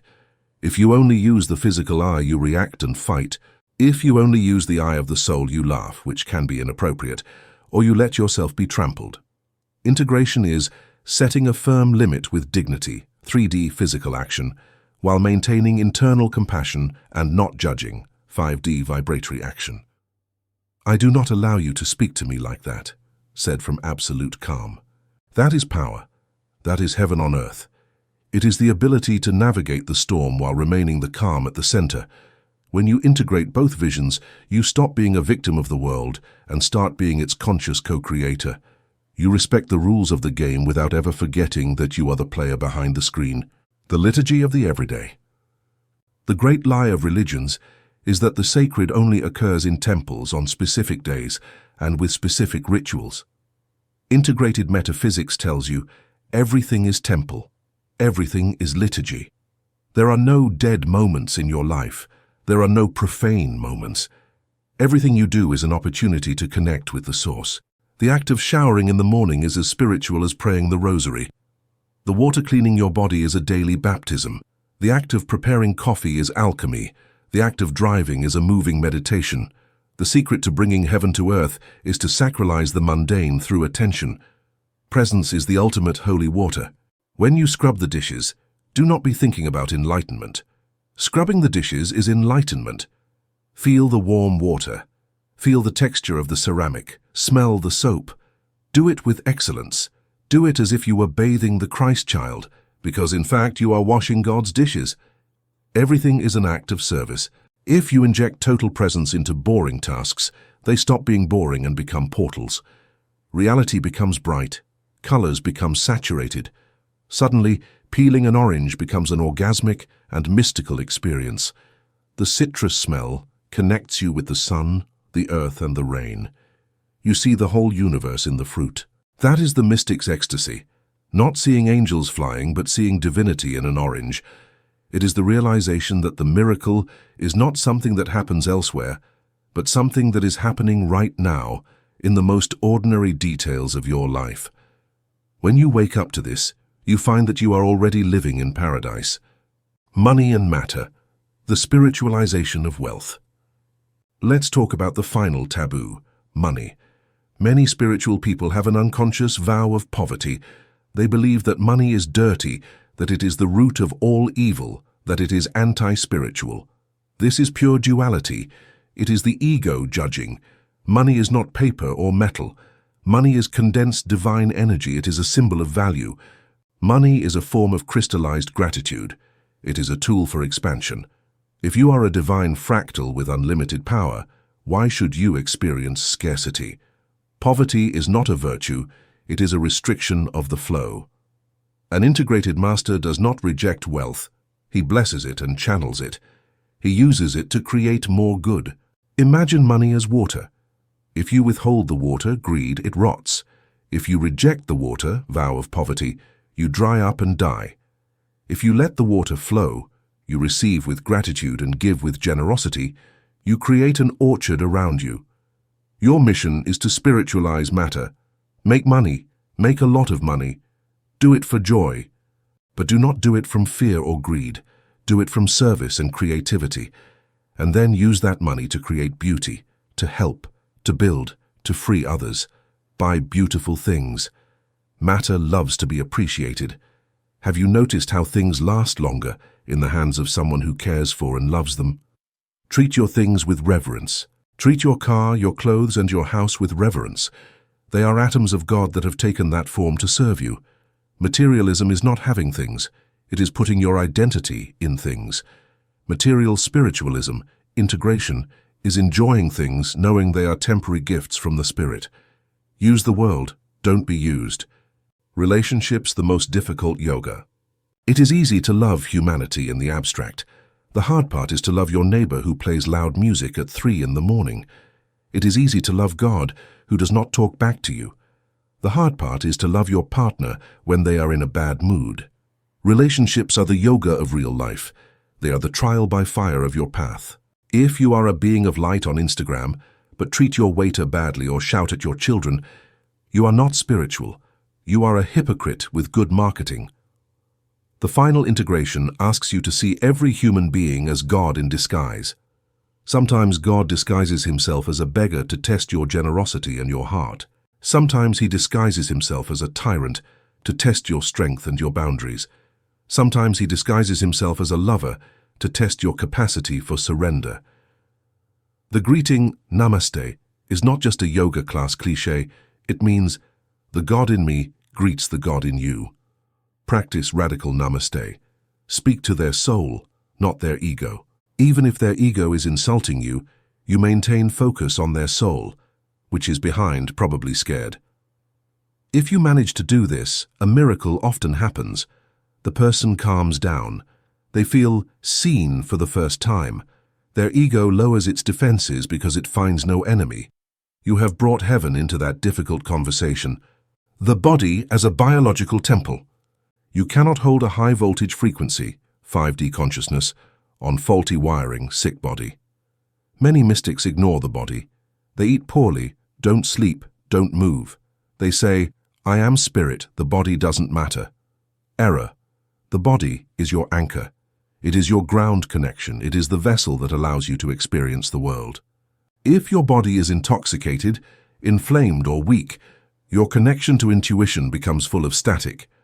Your capacity to manifest weakens because you have no vital energy, ki, prana, to densify your desires. Taking care of your body is a first-order spiritual act. Eating living foods, condensed sunlight, is taking communion. Exercising is celebrating the movement of life. Sleeping is traveling to the source to recharge the battery. Do not do it for vanity, ego. Do it for energy efficiency. You need a strong vehicle for the mission you have. Treat your body as you would treat a thoroughbred racer.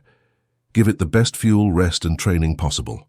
A healthy and vibrant body is the base upon which heaven on earth sits. When you respect your biology, you honor the Creator who designed the instrument. By being in peak physical condition, you become a more effective channel for the divine forces. Your health is the physical evidence of your internal harmony and alignment. The practice of dying daily. To live integrated, you must learn to die. Not at the end of your life, but every night. St. Paul said, I die daily. Every night when you go to bed, practice total detachment. Release everything that happened today. Release your successes, to not become arrogant. And release your failures, to not become guilty. Let go. Release your identity. Release your name. Enter sleep as one who enters death, naked and confident. This cleanses your psyche. And every morning, practice rebirth. Do not get up dragging yesterday's corpse. Get up new. Ask yourself, if I had just been born in this adult body without the emotional load, what would I do today? This freshness is the mark of the enlightened. The enlightened has no history. He is always on day one. By letting go of the past every 24 hours, you remain agile and open to the infinite possibilities of the now. You stop being a collection of memories and become a living presence that is always ready for the next adventure. Simplicity, the ultimate sophistication. As you integrate your multidimensional being, your external life tends to become simpler. Chaos, drama, and complexity are signs of the ego. The ego loves to complicate things to feel important. The soul loves simplicity. You begin to need fewer things to be happy. You begin to speak less but say more. You find the essence. You begin to value silence over noise. You stop looking for strong emotions, adrenaline, and start to prefer serene satisfaction, dopamine, serotonin. Your life becomes zen. Not necessarily minimalist in possessions, you can have luxuries, but minimalist in friction. You flow like water, you find the cracks in the walls. Where before there was a wall, now you find a crack and pass through. People will ask you, why does everything come so easy to you? You will smile. You know it's not easy. It's aligned. You have stopped rowing against the current. Your life has become a masterpiece of economy and grace, where every movement has a clear purpose. The mystic of the marketplace. The final image of integration is not the hermit in the cave. It is what the Sufis call the mystic in the marketplace. It is a person who wears normal clothes, has a normal job, has a family, and pays taxes. No one would look twice at them on the street. They don't wear a robe or a turban. They aren't levitating, they are here. But if you approach them, you feel something. You feel that by their side your breathing calms down. You feel that they listen to you in a way that no one has ever listened to you. You feel that their eyes have the depth of an ocean. They are buying bread, just like you. But they are anchoring a massive column of light. They are connecting the center of the earth with the central sun of the galaxy. They are a walking portal. Where they go, chaos becomes order. Where they go, sadness lightens. They do not preach. They do not try to convert anyone. They simply are. Their presence is their preaching.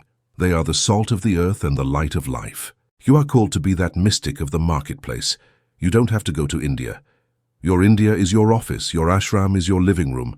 Your mission is to infiltrate the matrix and from within, reprogram it with the frequency of love. You are a secret agent of God. No one knows your real identity, but the universe knows. Joy as the final compass. How do you know if you have achieved integration?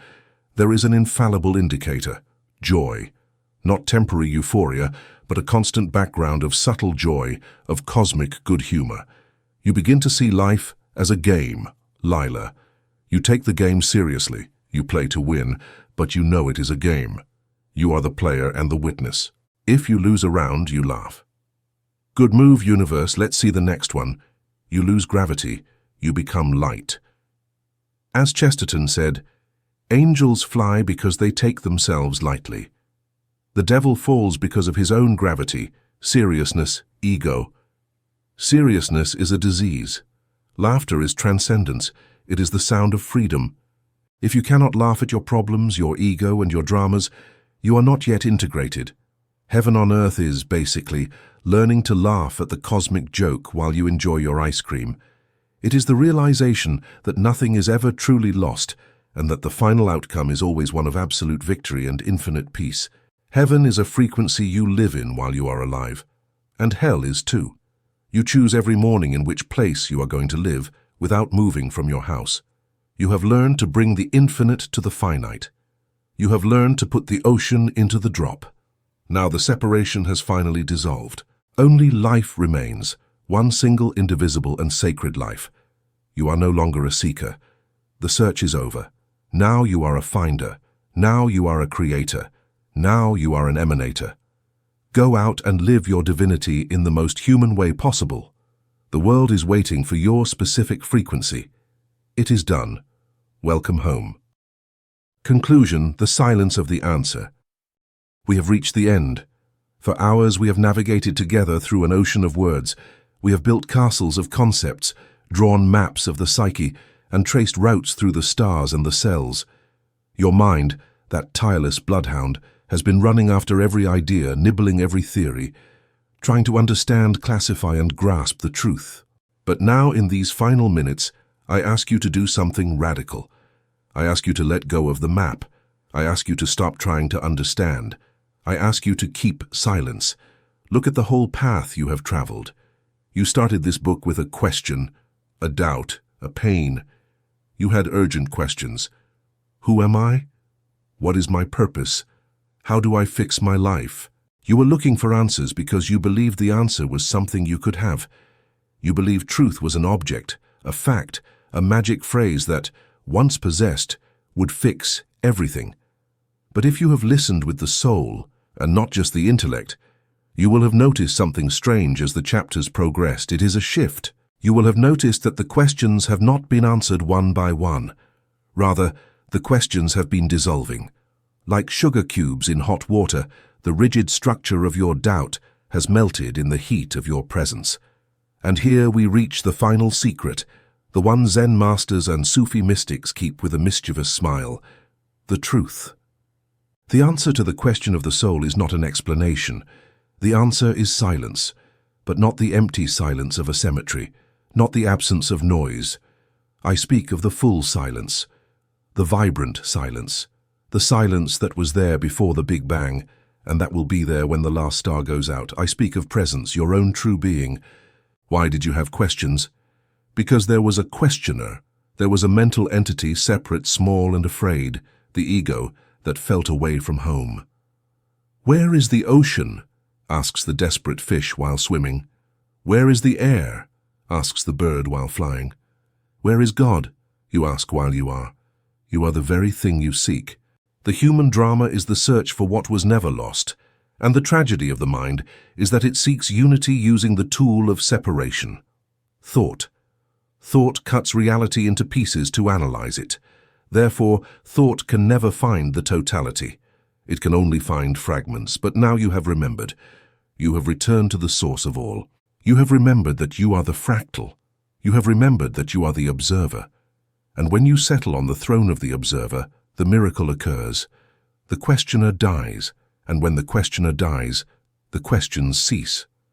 Not because you know everything intellectually, but because you no longer need to know, you just are. Your human brain is too small to know everything, but you no longer need to know. You have passed from the need for security, ego, to the rest of trust, soul. You realize that life is not a problem to be solved. Life is a mystery to be experienced. Do you solve a sunset? Do you analyze a kiss? Do you seek the logic of a child's laughter? No, you are simply there, you merge with it. You become the sunset, the kiss, the laughter. The distance between the subject, you, and the object, life, disappears. Only the verb remains. Only living remains.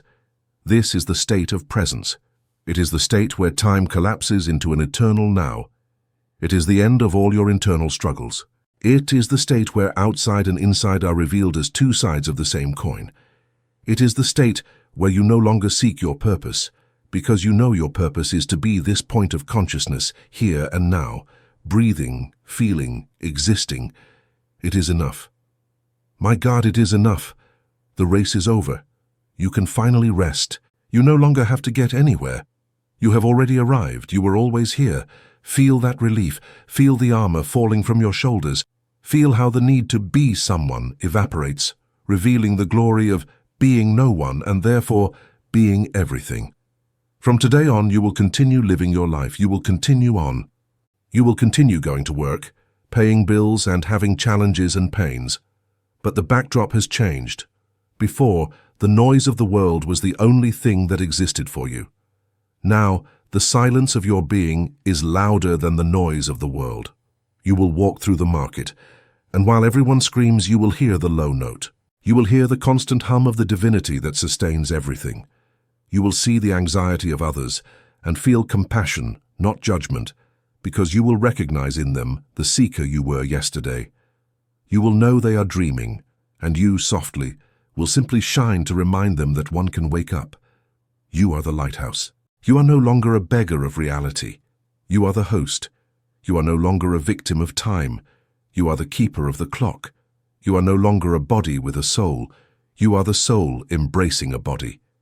The question of the soul has been answered, not with words, but with your own existence. You are the living proof of the absolute truth. You are the answer you were looking for. You are the book you wanted to read. You are the master at whose feet you wanted to sit. You are the temple, the priest, and the altar. Close your eyes for the last time on this journey. Take a deep breath and listen. Do not listen to my words. Listen to what remains when my words end. It is power. Listen to that immense, calm, and powerful space within you. There in that space I wait for you. There in that space we all meet. There only one truth exists, simple, absolute, and eternal.